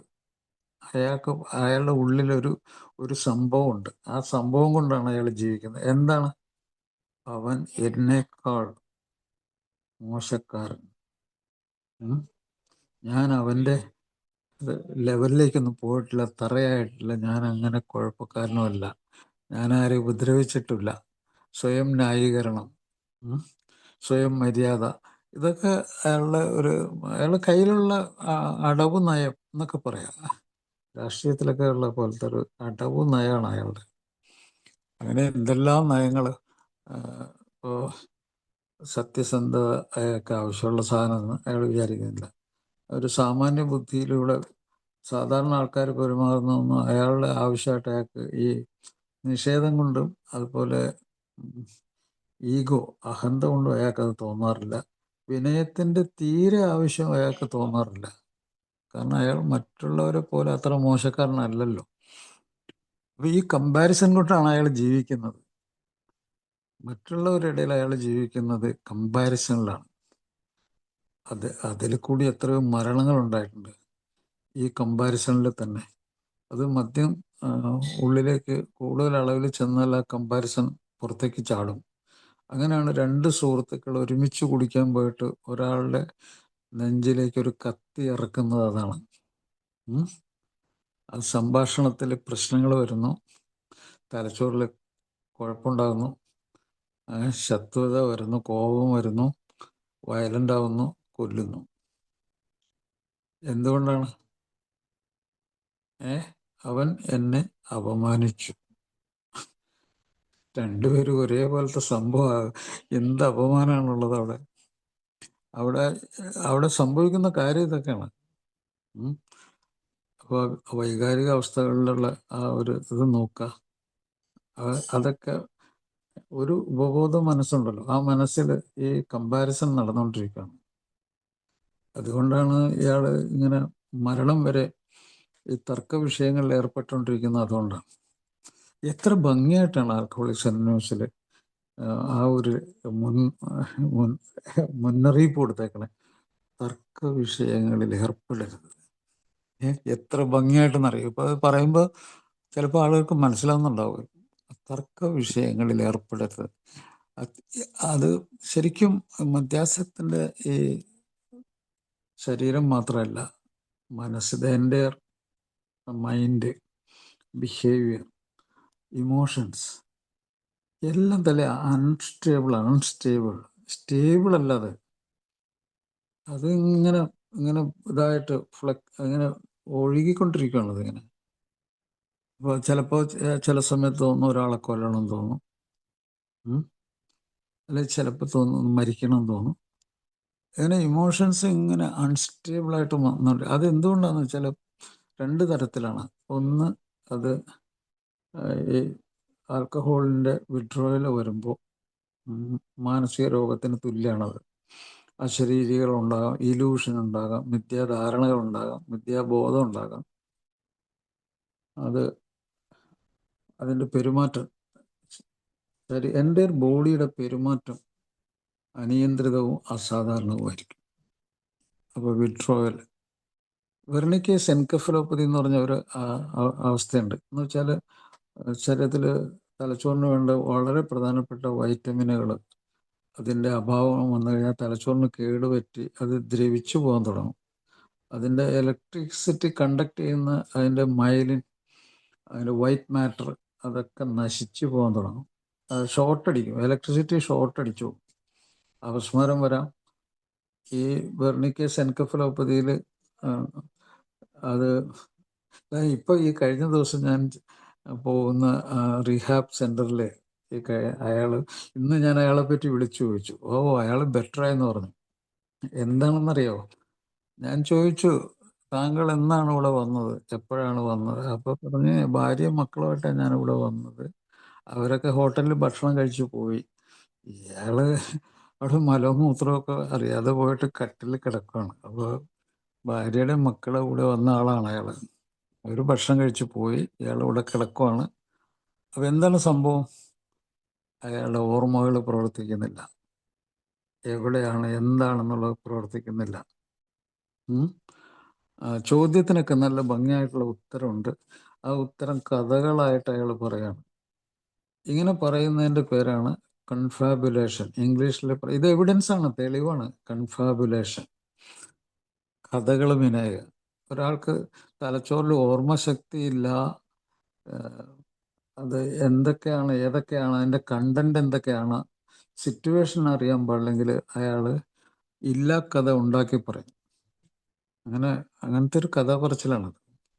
അപ്പോൾ അതിന് വൈറ്റമിൻ B1 വളരെയധികം കുറഞ്ഞു പോയി കാണും ആ ആൾക്ക്. അപ്പോൾ ഞങ്ങൾ ഒരു 300 മില്ലിഗ്രാം വീതം വൈറ്റമിൻ B1 ഇഞ്ചക്ഷൻ കൊടുക്കാൻ ഞാൻ പറഞ്ഞു. നമ്മുടെ അവിടുത്തെ നേഴ്സ്, അവനൊരു മെയിൽ നേഴ്സാണ്, അവന് മിടുക്കനാ. അവന് ആ ഇഞ്ചക്ഷൻ കറക്റ്റായിട്ട് ഒരു 3-4 ദിവസം കൊടുത്തപ്പോൾ തന്നെ ഇവന്താ സ്ഥലകാല ബോധം വന്നു, ഇന്ന സ്ഥലത്താണെന്ന് മനസ്സിലായി. അപ്പോൾ ആരൊക്കെയാണ് ചുറ്റും നിൽക്കണമെന്നൊക്കെ അറിയാം. അപ്പോൾ ഭക്ഷണമൊക്കെ കഴിക്കാൻ തുടങ്ങിയിട്ടുണ്ട്. ഇനിയും ശരിയാവും. അപ്പോൾ നോക്കുക, ഇതൊക്കെ ഇത് അത്ഭുതം തന്നെയാണ് ഇതൊക്കെ. അത്ഭുതങ്ങളാണ് ഇതൊക്കെ. ഇത് അങ്ങനെ ചികിത്സിച്ച് മാറ്റാവുന്ന സൂക്കേടാണിത്. പക്ഷെ ആ ചികിത്സ എന്ന് പറഞ്ഞാൽ ഒത്തിരി ഒത്തിരി കടമ്പകൾ കടന്നു പോകണം. ഇപ്പോൾ ഇത് ഞാൻ പറഞ്ഞല്ലോ, 3-4 തരം അതിതീവ്രമായ മാനസിക രോഗങ്ങൾ, ബൈപ്പോളർ ഡിസീസ്, വിഷാദരോഗം. വിഷാദരോഗം നീണ്ടു നിൽക്കാൻ അനുഭവിച്ചാൽ ആത്മഹത്യ ചെയ്യും. ചികിത്സയിലാണെങ്കിലും ചിലപ്പോൾ മരിച്ചു പോവും. അയാളെ ശരിക്കും മനസ്സിലാക്കി അയാൾക്ക് മരുന്ന് കൊടുക്കണം. അല്ലെങ്കിൽ ഉന്മാദത്തിൻ്റെ ഉള്ളിൽ അയാളോട് തർക്കിച്ചുകൊണ്ടിരിക്കരുത്. തർക്കിച്ചു കഴിഞ്ഞാൽ ചിലപ്പോൾ അടുത്ത് കിടക്കണ കസര എടുത്ത് അടിച്ച് ചിലപ്പോൾ കൊന്നുകളയും. അപ്പോൾ ഉന്മാദ രോഗം വരാം. ഷിസോഫ്രീനിയ വരാം. ഷിസോഫ്രീനിയ വന്നു കഴിഞ്ഞാൽ പാരനോയിഡ് ഐഡിയ എന്ന് പറഞ്ഞാൽ ഇയാൾ എൻ്റെ ശത്രുവാണ്, ഇയാൾ എന്നെ കൊല്ലാൻ വന്നേക്കുവാണ്, അങ്ങനെയൊക്കെ ചിന്ത. നിങ്ങൾ വിചാരിക്കുന്ന മദ്യപാനം നിസ്സാര രോഗമാണ്, അതുകൊണ്ട് ഇങ്ങനെയൊന്നും വരൂലെന്ന് വിചാരിക്കരുത്. ഇഷ്ടം പോലെ ആൾക്കാർ ഇപ്പോൾ കുതിരവട്ട ആശുപത്രിയിൽ ഞാൻ ജോലി ചെയ്തിട്ടുണ്ട്. അവിടെ നിന്ന് ചാടിപ്പോയിട്ട് വീട്ടിലുള്ള സ്വന്തക്കാരെ വെട്ടി കൊലപ്പെടുത്തിയിട്ട് അവിടെ വന്ന് പോലീസ് പിടിച്ചോണ്ട് വന്ന ആളെ എനിക്കറിയാം. മനസ്സിലായില്ല. ഷിസോഫ്രീനിയ വന്ന ഒരു സ്ത്രീ സെല്ലിൻ്റെ ഉള്ളിൽ കിടന്നിട്ട് മലം പാത്രത്തിലെടുത്ത് ഭക്ഷണം ആയിട്ട് കഴിക്കും. അത് വെച്ച് അതിലെ പോകുന്ന ആൾക്കാർ എറിയുന്നത് ഞാൻ കണ്ടിട്ടുണ്ട്. വളരെയധികം വസ്തുക്കൾ അഡിക്ഷനായിട്ടുണ്ടായിട്ടുള്ള ഒരാൾ ഒരു നായ്ക്കൂട് പോലെയുള്ള ഒരു ചെറിയ ഒരു സെല്ലിൻ്റെ ഉള്ളിൽ അയാളുടെ ബന്ധുക്കളൊക്കെ കോടീശ്വരന്മാരാണ്. അയാൾ അതിൻ്റെ ഉള്ളിൽ കിടന്ന് മലമൂത്ര വിസർജൻ ഭക്ഷിച്ച് അവിടെ കിടന്ന് മരിച്ചേ ഞാൻ കണ്ടിട്ടുണ്ട്. അപ്പോൾ ഞാൻ പറയും, ദിസ് എ വെരി സീരിയസ്, വളരെ അങ്ങേയറ്റത്തെ മോശപ്പെട്ട രോഗമാണ്. അത് ആർക്കാ വരുന്നത്, എങ്ങനെ മരിക്കണമെന്നും ആർക്കും പറയാൻ പറ്റില്ല. അപ്പോൾ ഈ രോഗം, അതിനെപ്പറ്റി ഒരു അല്പം അറിവ് കിട്ടിയ ഒരു സാധാരണക്കാരൻ എന്താ ചെയ്യേണ്ടത്? അവൻ എത്രയും പെട്ടെന്ന് രക്ഷപ്പെടാൻ നോക്കണം. അതിനെപ്പറ്റിയുള്ള വിദ്യാഭ്യാസം ഉണ്ടാക്കണം, മനസ്സിലാക്കണം. ഈ പ്രോഗ്രാം വളരെ നിസ്സാരമാണ്. വിട്ടുനിൽക്കൽ എന്നുള്ളൊരു പരിപാടി. ആ വിട്ടുനിൽക്കൽ, മദ്യം വിട്ടു നിൽക്കുക, ഈ 90 ദിവസം വിട്ടു നിൽക്കുക. മനസ്സിനൊരു ശാന്തത ഉണ്ടാവും. അതാണ് പ്രശാന്തത എന്നൊക്കെ ഇതിൽ പുസ്തകത്തിൽ നേരത്തെ വായിച്ചപ്പോൾ കേട്ടാണല്ലോ, പ്രശാന്ത മനസ്ഥിതിയും. അപ്പോൾ ആ പ്രശാന്തത എന്ന് പറഞ്ഞാൽ സോബ്രൈറ്റി. ഒരു വിഷാംശമുള്ളൊരു സാധനം തലച്ചോറിൽ കുഴപ്പമുണ്ടാക്കിയിട്ട് അതിൽ നിന്ന് മനസ്സ് സ്വസ്ഥമാകുന്ന അവസ്ഥയ്ക്കാണ് സോബ്രൈറ്റി, പ്രശാന്തത എന്നൊക്കെ. അത് സയൻറ്റിഫിക് വാക്കാണ്, ശാസ്ത്രീയമായ വാക്കാണ് സോബ്രൈറ്റി എന്ന് പറഞ്ഞാൽ, പ്രശാന്തത എന്നൊക്കെ പറഞ്ഞു. അപ്പോൾ അങ്ങനത്തെ ഒരു അവസ്ഥയിൽ മാത്രമേ ഒരാൾക്ക് മറ്റൊരാൾ പറയുന്നത് കേൾക്കാനും ചിന്തിക്കാനും മനസ്സിലാക്കാനും അതുപോലെ ചെയ്യാനും തിരിച്ചറിവുണ്ടാക്കാനും ഉൾക്കാഴ്ച ഉണ്ടാകാനും ആരൊക്കെയാണ്, എന്താണ്, ഞാൻ എന്തായി മാറണം, ഇങ്ങനെയൊക്കെയുള്ള സംഗതിയൊക്കെ വരണമെങ്കിൽ അത് 90 ദിവസം സോബറായി നിന്ന് അയാൾക്ക് മനസ്സിലാക്കേണ്ട കാര്യം എന്താണ്? ഈ ചികിത്സയുടെ പുറകെ ഞാൻ പോകണം, ഇതിൻ്റെ പുറകെ ഞാൻ പോകണം. ഈ ചികിത്സ എനിക്ക് വേണ്ടിയുള്ളതാണ്, ഞാനിതിൻ്റെ പുറകെ പോകണം.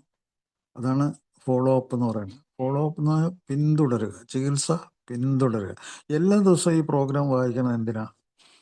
ഇതൊരു സിനിമ നോട്ടീസൊന്നും അല്ലല്ലോ. എന്തിനാണ് ഈ പ്രോഗ്രാമിൽ ഇങ്ങനെ എപ്പോഴും ഇങ്ങനെ 12 പടികൾ, 12 പാരമ്പര്യങ്ങൾ, ആമുഖം, ഇതൊക്കെ എഴുതി വെച്ചേക്കണം? എന്താ അറിയാം? This is only a program. അത് ഡെയിലി പ്രാക്ടീസ് ചെയ്യേണ്ട ഒരു പ്രോഗ്രാമാണ്. അതിൻ്റെ കണ്ടന്റ്, അതിൻ്റെ രത്നച്ചുരുക്കം എന്താണെന്നുള്ളത് വിലപിടിപ്പുള്ള ഒരു സംഗതിയായിട്ട് ബ്രീഫായിട്ട് ഒരാളുടെ ഉള്ളിലേക്ക്, മനസ്സിലേക്ക് കടത്തിവിടുന്ന ഒരു പരിപാടി. അതാണ് പ്രോഗ്രാം. അപ്പോൾ അയാൾ എന്ത് ചെയ്യണം, എന്ത് ചെയ്യാൻ പാടില്ല, അയാൾക്ക് എങ്ങനെ സുബോധം തിരിച്ചു കിട്ടും, ഇങ്ങനെയൊക്കെയുള്ള കാര്യങ്ങളാണ് ആൽക്കഹോളിക്സ് അനോണിമസിൻ്റെ പ്രോഗ്രാമിൽ പറയുന്നത്. അപ്പോൾ ഇത് വലിയൊരു സംഭവമല്ലേ? ഇതിൽ വന്നു കഴിഞ്ഞിട്ട് രക്ഷപ്പെട്ടു പോകുന്നതൊരു വലിയ സംഭവമല്ലേ? കഴിഞ്ഞ മാസത്തിൽ എന്നെ ഒരു അധ്യാപകൻ വിളിച്ചിരുന്നു. അദ്ദേഹം ആൽക്കഹോളിക്സ് അനോണിമസിൽ റിട്ടയർ ചെയ്യാറായപ്പോൾ വന്ന. ഇപ്പോൾ അദ്ദേഹത്തിന് 84 വയസ്സോ മറ്റുണ്ട്. സുബോധവാനാണ്. അദ്ദേഹം ഈ പ്രോഗ്രാമിനെ മുറുകെ പിടിച്ച് അദ്ദേഹം പല ആൾക്കാരെ പറ്റിയും അവരെ പറ്റി അവരുടെ അവസ്ഥകളെ പറ്റിയൊക്കെ എന്നോട് പറഞ്ഞു. അദ്ദേഹം പലരെ പറ്റി അന്വേഷിച്ചു. അപ്പോൾ ഈ രോഗം ആർക്കും വരാം. അപ്പോൾ ഞാൻ ഈ മദ്യത്തിൽ കൂടിയോ ലഹരിയിൽ കൂടിയോ ഞാൻ ഈ സംസാരിച്ചുകൊണ്ട് എനിക്ക് നാളെ ഈ അവസ്ഥയൊക്കെ വരും. അപ്പോൾ ഇതിൽ ഇങ്ങനെ ഒരാളുടെ വിദ്യാഭ്യാസം കൊണ്ടോ അല്ല അറിവ് കൊണ്ടോ അല്ലെങ്കിൽ പ്രശസ്തി കൊണ്ടോ പണം കൊണ്ടോ രക്ഷപ്പെടാമെന്ന് വിചാരിക്കുന്നത് വെറും വിഡ്ഢിത്തരം. അതുകൊണ്ടൊന്നും അയാൾ രക്ഷപ്പെടാൻ പോകുന്നില്ല. അതൊന്നും അയാളെ രക്ഷപ്പെടുത്തില്ല. അയാളെ അറിയുക എന്നുള്ള മിനിമം പരിപാടി. ഈ ഒരാൾ അയാളെ അറിയുക എന്നുള്ള സംഗതി ഉണ്ടല്ലോ, ഏറ്റവും വലിയ ദർശനം, ഫിലോസഫിയാണ്. ഒരാൾ അയാളെ അറിയുക. അയാളെ അറിഞ്ഞു കഴിഞ്ഞാൽ എന്താ ഗുണം?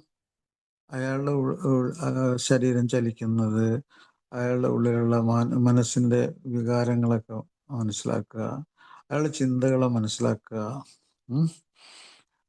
അതുകൊണ്ടുള്ള ഗുണദോഷങ്ങളൊക്കെ മനസ്സിലാക്കുക. അയാൾ അങ്ങനെയല്ലേ അയാളെ അറിയുന്നത്. അതാണ് അത്. ആഥൻസ് എന്ന് പറഞ്ഞ സ്ഥലത്ത്, ഗ്രീസിൽ, അവിടെയാണ് ശാസ്ത്രം തുടങ്ങിയ സ്ഥലം.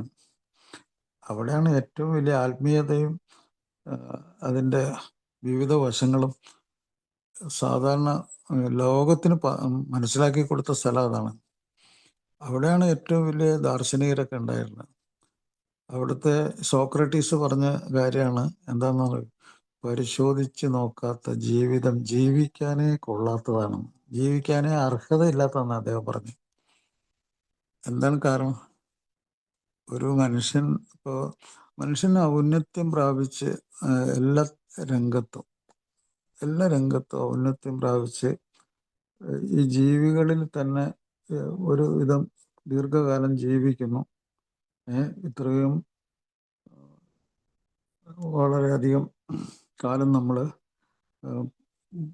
എങ്ങനെ മറ്റു ജീവികൾ എങ്ങനെ പെട്ടെന്ന് പെരിഷായി പോകും, പെട്ടെന്ന് എല്ലാത്തിനെയും അതിജീവിക്കാൻ ഉള്ള ബുദ്ധിമുട്ടുണ്ട്, അവർ നശിച്ചു പോകുന്നു. മറിച്ച് മനുഷ്യർ അതിനെയൊക്കെ മറികടക്കാനുള്ള എല്ലാ തരത്തിലുള്ള ബുദ്ധികളുണ്ട്, വിവേകമുണ്ട്, ഇതിനുള്ള ധൈര്യമുണ്ട്, കമ്മ്യൂണിക്കേഷനുണ്ട്, ഭാഷാപരമായിട്ട് കമ്മ്യൂണിക്കേഷനുണ്ട്. എല്ലാം നമ്മൾ ബ്രെയിനിൽ നിന്ന് വരുന്നതാണ്. ആ ബ്രെയിനിനാണ് നമ്മൾ കുഴപ്പത്തിലാക്കുന്നത്. അപ്പം അങ്ങനെ നമുക്ക് പരിശോധിച്ച് നോക്കണമെങ്കിൽ നമ്മുടെ ബ്രെയിൻ നോർമലായിരിക്കും. അപ്പോൾ അതുകൊണ്ടാണ് അദ്ദേഹം പറഞ്ഞത്, പരിശോധിച്ച് നോക്കാത്ത ജീവിതം ജീവിക്കാനേ യോഗ്യതയില്ലാത്തതെന്ന് പറഞ്ഞു. ഇത് ഏറ്റവും വലിയ പരിശോധനയാണ്. നിങ്ങൾക്ക് ഞാൻ പറഞ്ഞിട്ട് മനസ്സിലാവുന്നുണ്ടോ? ആൽക്കഹോളിക്സ് അനോണിമസിൻ്റെ ഈ പ്രോഗ്രാം പരിശോധിച്ച് നോക്കാനുള്ള ഒരു പരിപാടിയാണ്, സ്വയം പരിശോധിച്ച് നോക്കാനുള്ള ഒരു പരിപാടിയാണ്. അപ്പം ഈ സോക്രട്ടീസിൻ്റെ വാക്ക് എത്ര ഗംഭീരമാണ് അവിടെ. ആ പരിശോധനയിൽ കൂടി ഇത്ര മാരകമായ രോഗത്തിൽ നിന്ന് പുറത്തിയാടാനും ജീവിതത്തെ തിരിച്ചു പിടിക്കാനും ഉള്ള പരിപാടിയാണ്. ശരിക്കും ഈ 38 വർഷമൊക്കെ ഈ എന്താണ് ചിന്തിച്ചിട്ടും പ്രവർത്തിക്കാതെ നടന്ന ആളെപ്പറ്റി നിങ്ങളൊന്ന് ആലോചിച്ച് നോക്കുക. ഇത് രോഗമെന്നൊക്കെ അയാൾക്കറിയാം, അയാളെ മനസ്സിലാക്കിയിട്ടുണ്ട്. പക്ഷെ അയാൾക്ക് അതിൻ്റെ ആവശ്യമില്ലെന്നാണ് അയാൾക്ക് തോന്നൽ. അയാൾക്ക് എല്ലാ കഴിവും ഉണ്ടെന്നാണ് അയാൾ. അപ്പോൾ ഇതിൽ ഇനിയിപ്പോൾ പഠിക്കാനുള്ള സംഗതി എന്ന് വെച്ചാൽ ഒറ്റ കാര്യമുള്ള സംഗതി, ശാരീരികം, മാനസികം, വൈകാരികം, നമ്മുടെ മനസ്സിനെ നമ്മൾ നമ്മുടെ കസ്റ്റഡിയിലാക്കണം. നമ്മുടെ കസ്റ്റഡിയിൽ നിന്ന്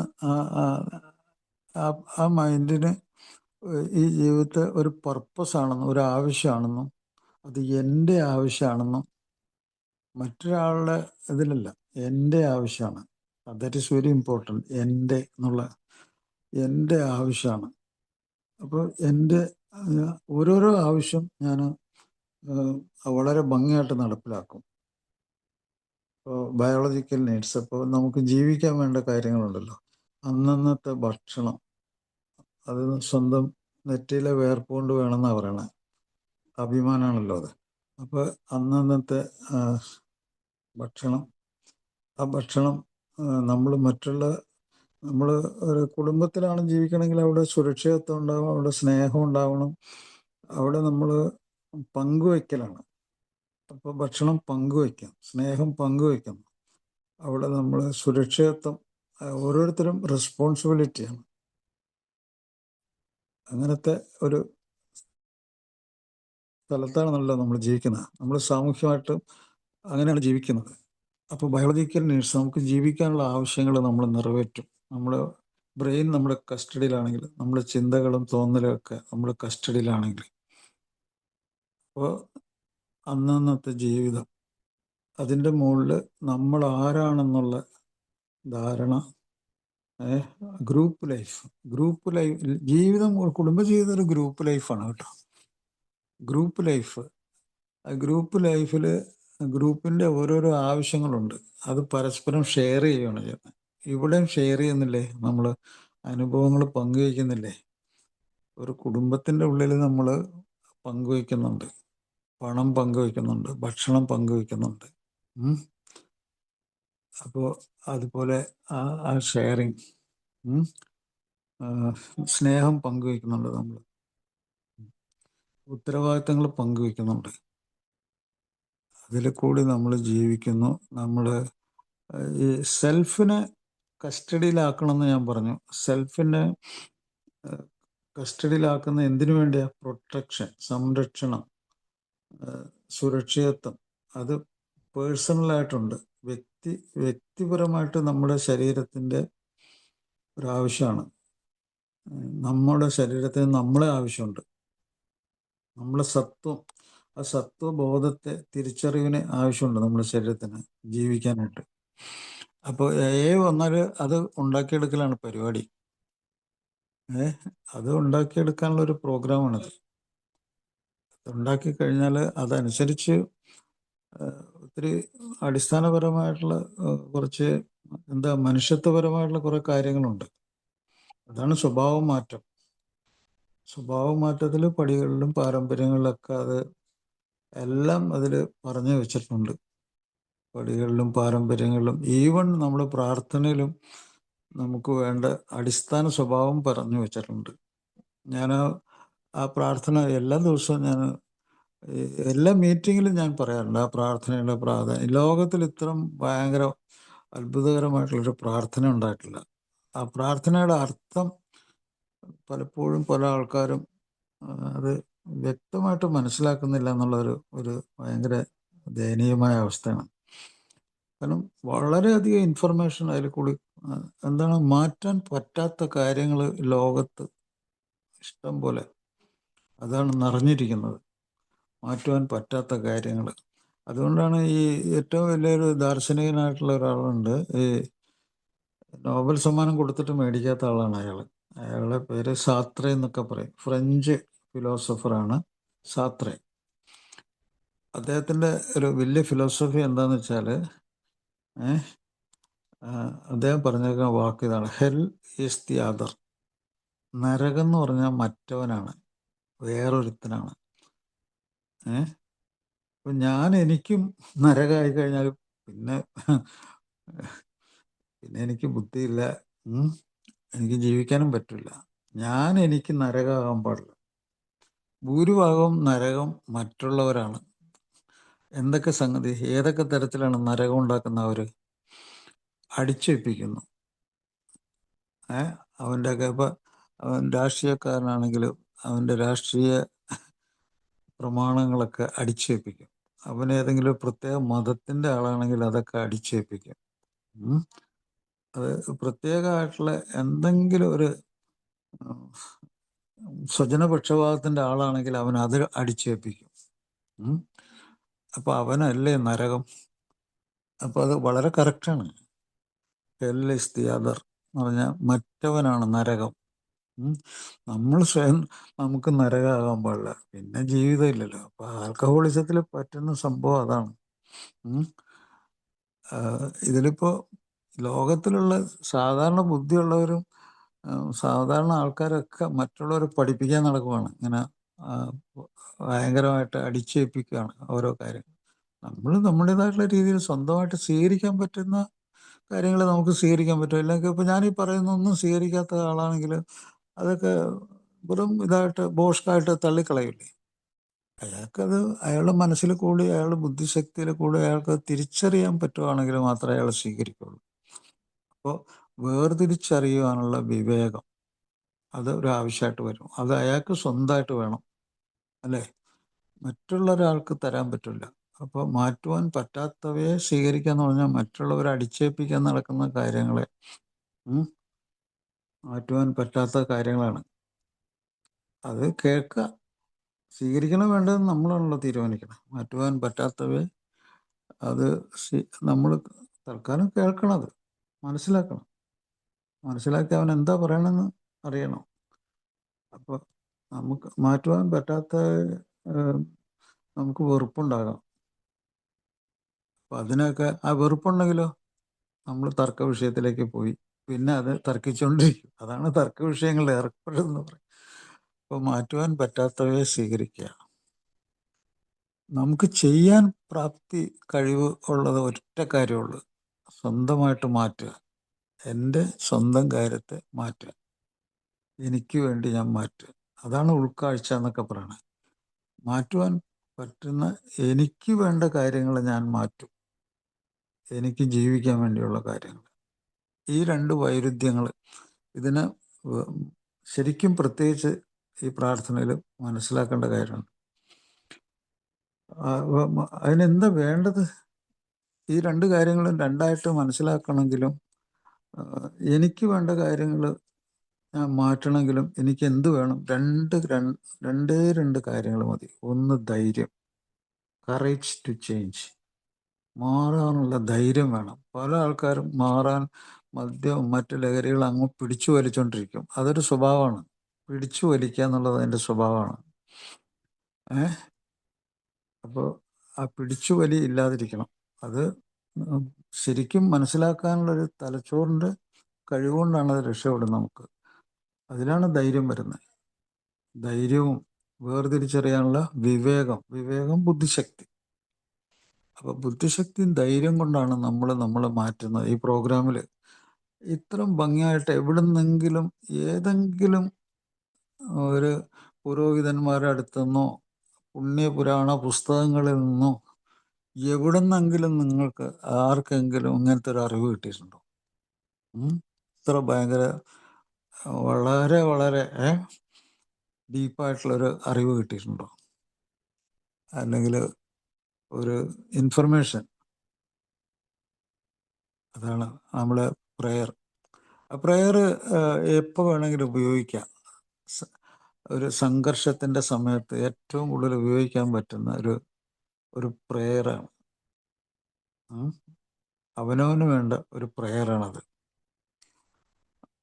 അതുപോലെ 12 പടികൾ, ഓരോ പടിയും നിങ്ങൾക്ക് ഇഷ്ടമുള്ള പടി നിങ്ങൾക്ക് സ്വയം വ്യാഖ്യാനിക്കാം, സ്വയം അർത്ഥം മനസ്സിലാക്കാം.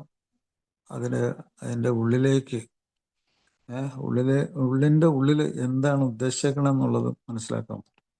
ഇത് മനുഷ്യരാശി തുടക്കം മുതലേ മനസ്സിലാക്കിയിട്ടുള്ള പൊതുവായ കാര്യങ്ങൾ, ചില ദർശനങ്ങളൊക്കെയാണ്. അതിൽ ചില മതങ്ങളുടെയൊക്കെ സംഗതികളൊക്കെ ഉണ്ടാവാം. മതങ്ങൾ പറഞ്ഞിട്ടുള്ള മതാതീതമായ കാര്യങ്ങളാണ്. മതങ്ങൾ പറഞ്ഞിട്ടുള്ളത് പല സെൽഫിഷായിട്ടുള്ള സ്വാർത്ഥതയുള്ള ചില കാര്യങ്ങളുണ്ട്. ഇപ്പോൾ ചില മതങ്ങൾക്ക് മറ്റു മതങ്ങളെ ഇഷ്ടമല്ല,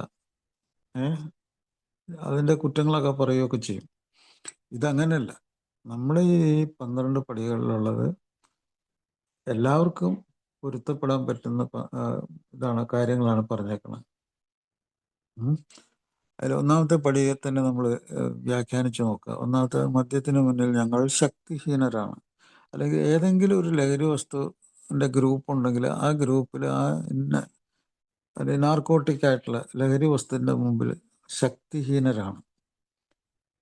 അതിൻ്റെ രണ്ടാമത്തെ ഭാഗത്തിൽ അതിൻ്റെ കാരണം പറയുന്നുണ്ട്, അതിൻ്റെ എവിഡൻസ് പറയുന്നുണ്ട്, തെളിവ് പറയുന്നുണ്ട്. അതിൻ്റെ കാരണം എന്താണ്? ശക്തിഹീനരാണ്. കാരണം ജീവിതം അനിയന്ത്രിതമായി പോയി. അതിൻ്റെ ഉള്ളിൽ ജീവിച്ചപ്പോൾ ജീവിതം കൊണ്ടു നടക്കാൻ പറ്റാത്ത രീതിയിൽ ആയി മാറിപ്പോയി. അൺമാനേജബിൾ, അൺകൺട്രോളബിൾ. അങ്ങനത്തെ ഒരവസ്ഥ ഉണ്ടായി. അതൊരു സ്റ്റേറ്റ്മെന്റ്, ഒരു പ്രസ്താവനയാണ്. ആ പ്രസ്താവനയിലുള്ള സത്യമാണ് നമ്മൾ മനസ്സിലാക്കുന്നത്. ട്രൂത്ത് വാല്യൂ എന്ന് പറയും.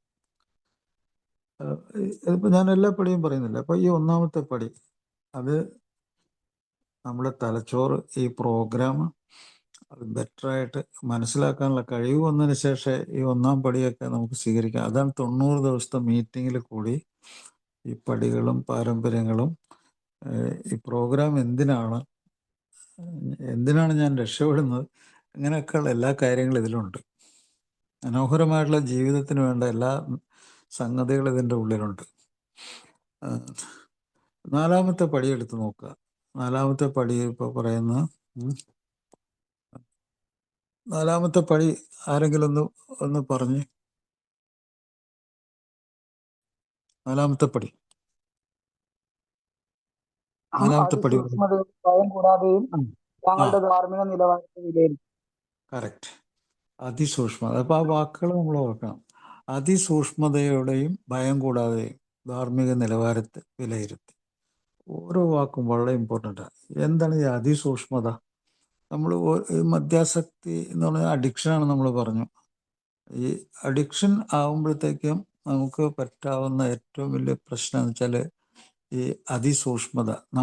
നമ്മൾക്ക് വേണ്ടി സത്യസന്ധനായിരിക്കണം, നമ്മളോട് സത്യസന്ധനായിരിക്കണം. നമ്മളെ ചതിക്കാൻ നമുക്ക് പറ്റില്ല.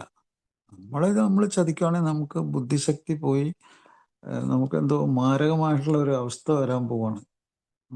അയാളെ തന്നെ ഉപദ്രവിക്കാൻ പോവാണെങ്കിൽ അയാൾക്ക് കാര്യമായിട്ടുള്ള പ്രശ്നമുണ്ട്, അല്ലേ?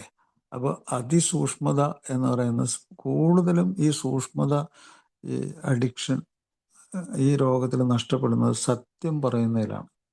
സത്യം പറയുന്നതിലും സത്യം പ്രവർത്തിക്കുന്നതിലും സൂക്ഷ്മത ഉണ്ടാവില്ല. അപ്പോൾ മദ്യം കഴിച്ചിട്ട് മദ്യം കഴിച്ചില്ലെന്ന് പറയാം, നിഷേധിക്കാം, അല്ല ഇത്രയേ കഴിച്ചുള്ളൂ എന്ന് പറയാം. അപ്പോൾ അവിടെ അതിസൂക്ഷ്മത വേണം. അതിസൂക്ഷ്മത. അപ്പോൾ ഈ അതിസൂക്ഷ്മത ഉണ്ടെങ്കിൽ, ഞാൻ എന്നോട് സത്യസന്ധനാണെങ്കിൽ ഞാൻ നുണ പറയുന്നു എന്നുള്ള ഭയം എനിക്ക് ആവശ്യമില്ല. അപ്പോൾ ഭയത്തിൻ്റെ ആവശ്യമില്ലാതായി. അപ്പോൾ നാലാമത്തെ പടി എന്തും മനോഹരമാണെന്ന് നോക്കുക. അതിസൂക്ഷ്മതയോടെയും ഭയം കൂടാതെയും ധാർമ്മിക നിലവാരത്തെ വിലയിരുത്തി. എൻ്റെ സത്യസന്ധത, എൻ്റെ പ്രവൃത്തികളെയൊക്കെ എനിക്ക് വിലയിരുത്താൻ പറ്റും. അതാണ് എൻ്റെ ധാർമ്മികത. അതിനെ എനിക്ക് വിലയിരുത്തണമെങ്കിൽ എന്ത് വേണം? ഞാൻ എന്നോട് തന്നെ സത്യസന്ധനായിരിക്കണം. അങ്ങനെ ഉണ്ടെങ്കിൽ അതിസൂക്ഷ്മതയാണത്. എനിക്ക് ഭയപ്പെടേണ്ട ആവശ്യമില്ല. ഇതൊക്കെ ആ നാലാമത്തെ പടിയെ വ്യാഖ്യാനിക്കുമ്പോൾ നമുക്ക് കിട്ടുന്ന ഏറ്റവും വിലപ്പെട്ട വിവരമാണത്. അപ്പോൾ ആൽക്കഹോളിക്സ് അനോണിമസിൽ ഈ പ്രോഗ്രാം, അല്ലെങ്കിൽ ഏത് തരത്തിലുള്ള അഡിക്ഷനെ നേരിടുമ്പോഴും നമുക്ക് വേണ്ട എന്താണ്? നമ്മളോടുള്ള ഓണസ്റ്റി, സത്യസന്ധത. നമ്മൾക്ക് വേണ്ടി സത്യസന്ധത എടുക്കുക, അല്ല വേറൊരാളെ ബോധ്യപ്പെടുത്താനല്ല. അതുപോലെ ഈ ഓണസ്റ്റിയോട് കൂടി തന്നെ നമ്മൾ ചെയ്യുമ്പോൾ വി ബിക്കം ഇൻ്റലിജൻറ്റ്. നമ്മൾ ബുദ്ധിയുള്ള ഒരാളായി മാറുന്നു. പലപ്പോഴും മദ്യാസക്തി മറ്റ് ലഹരി രോഗങ്ങൾക്ക് ഒരു പ്രത്യേകത, കുട്ടികളിൽ അത് വളരെ പ്രത്യേകിച്ചുണ്ടാകും. അവർ മെച്യൂരിറ്റി, പക്വതയില്ലാത്ത ഒരു സ്വഭാവ രീതി സ്വീകരിക്കുന്നു. പക്വതയില്ലാത്ത, അവരുടെ പ്രായത്തിനും അവരുടെ ചുറ്റുപാടിൻ്റെ അനുസരിച്ചുള്ള ഒരു പക്വത ഇല്ലാത്ത ഇമ്മെച്യൂരിറ്റി എന്ന് പറയും. ഈ പ്രായമായ ആളുകളും ചിലപ്പോൾ ഈ മദ്യം, മറ്റു ലഹരി വസ്തുക്കൾ ഉപയോഗിച്ച് കഴിയുമ്പോൾ അവർക്ക് മെച്യൂരിറ്റി ആയിട്ടുള്ള പ്രവൃത്തിയില്ല, സ്വഭാവമില്ല, സംസാരമില്ല. ഇമ്മെച്യൂർ ആയിട്ടുള്ള സംസാരങ്ങൾ, പ്രവൃത്തികൾ, കമ്മ്യൂണിക്കേഷൻ ഒക്കെ അങ്ങനെയായി മാറുന്നുണ്ട്. അതിന് നിയോട്ടോണി എന്നൊക്കെ, ചില ദാരിദ്ര്യമുള്ള കുടുംബത്തിലെ കുട്ടികളൊക്കെ വളരെ ഗൗരവത്തോടു കൂടി കാര്യങ്ങൾ മനസ്സിലാക്കുകയും പെട്ടെന്ന് ഒരച്ഛൻ്റെ അമ്മയുടെയൊക്കെ കൂടെ ചെറുപ്പത്തിൽ തന്നെ ജോലിയൊക്കെ ചെയ്യുക, അത് മനസ്സിലാക്കുക, പഠിക്കുക, പഠിച്ചിട്ട് ഒരു പക്വത ഉള്ള ആളുകളെ പോലെ കാര്യങ്ങളൊക്കെ മുമ്പോട്ട് കൊണ്ടുപോകുന്നു. അപ്പോൾ ജീവിതം അവരെ പഠിപ്പിക്കുകയാണ് ചെയ്യുന്നത്. ഇവിടെ മദ്യവും മറ്റു ലഹരി വസ്തുക്കളും ജീവിതം പഠിക്കാനുള്ള സമയം കിട്ടുന്നില്ല. ജീവിതം ഇമ്മച്വറായി പോകുന്നുണ്ട്. അതുകൊണ്ടാണ് ഇപ്പോൾ ഞാൻ പലപ്പോഴും പറയാനുള്ളൊരു ഉദാഹരണം, ഈവൻ പക്ഷികൾ പോലും അതിൻ്റെ കുഞ്ഞുങ്ങളെ ഈ പക്വത ഉണ്ടാക്കാൻ ശീലിപ്പിക്കുന്നുണ്ട്. പക്വതയും പ്രവൃത്തി പഠിപ്പിക്കുന്നുണ്ട്, നേരത്തെ തന്നെ പഠിപ്പിക്കും. ഇപ്പോൾ കോഴിയാകട്ടെ, കോഴി കുഞ്ഞുങ്ങളെയൊക്കെ ഇങ്ങനെ പ്രത്യേക ശബ്ദം ഉണ്ടാക്കി വിളിച്ചു കൂട്ടി ചെകഞ്ഞിട്ട് അവിടെ ഈ ചെറിയ പുഴുക്കൾ, ജീവികൾ അതിനെയൊക്കെ കൊത്തി തിന്നാൻ പഠിപ്പിക്കും. കുറേ നാൾ അത് ട്രെയിനിങ് ആണ്. ഇത് ഈ മനുഷ്യന്റെ തലച്ചോറിന് ഒരു പ്രത്യേക സംഗതിയാണ് training. It can be trained nice. അതിനെ വളരെ നന്നായിട്ട് ട്രെയിനിങ് ചെയ്യാമെന്നാണ് പറയുന്നത്. മനുഷ്യന്റെ തലച്ചോറിന് ക്യാൻ ബി ട്രെയിൻഡ് നൈസ്. അങ്ങനെ ട്രെയിൻ ചെയ്തില്ലെങ്കിൽ അത് ഭയങ്കര ഡേഞ്ചറസ് ആവുമെന്നും പറയുന്നുണ്ട്. അതുകൊണ്ടാണ് ഈ മറ്റു ലഹരികൾ ഉപയോഗിച്ച അതികഠിനമായ ലഹരികൾ ഉപയോഗിക്കുന്ന ആൾക്കാരും, ഇവൻ മദ്യം തന്നെ അതികഠിനമായ ലഹരി ഉണ്ടാക്കുന്നത് എല്ലാ അവയവങ്ങളിലും കയറി ഇറങ്ങുന്ന ഒരു സാധനമാണല്ലോ. ബ്രെയിനിൽ ഏറ്റവും കൂടുതൽ കയറി ഇറങ്ങുന്ന ഒരു സാധനമാണ്. ഇതിൻ്റെ ഈ ബിഹേവിയർ ഉണ്ടല്ലോ, എത്ര ക്രിമിനൽ ബിഹേവിയറും ചിലപ്പോൾ ഉണ്ടാക്കാനുള്ള കഴിവുണ്ട്. ഞാനിത് പല പ്രാവശ്യം പറഞ്ഞിട്ടുണ്ടെങ്കിൽ ഒന്നും കൂടി പറയുകയാണ്. ഈ സാഡിസം എന്ന് പറഞ്ഞാൽ വേദനിപ്പിച്ച് സന്തോഷിക്കുക. വാക്കുകൾ കൊണ്ട്, പ്രവൃത്തി കൊണ്ട്, ഉപദ്രവങ്ങൾ കൊണ്ട് അങ്ങനെ സാഡിസം ഉണ്ടാക്കുക. ഇതൊക്കെ ഫോറൻസിക് മെഡിസിനിൽ ഞാൻ പഠിച്ചിട്ടുണ്ട്. ഫോറൻസിക് മെഡിസിനിൽ അതുപോലെ ഡെത്തായ ബോഡിയെ, ഒരു ശവത്തിനെ അതിനെ ഭോഗിക്കുക, അതിനോട്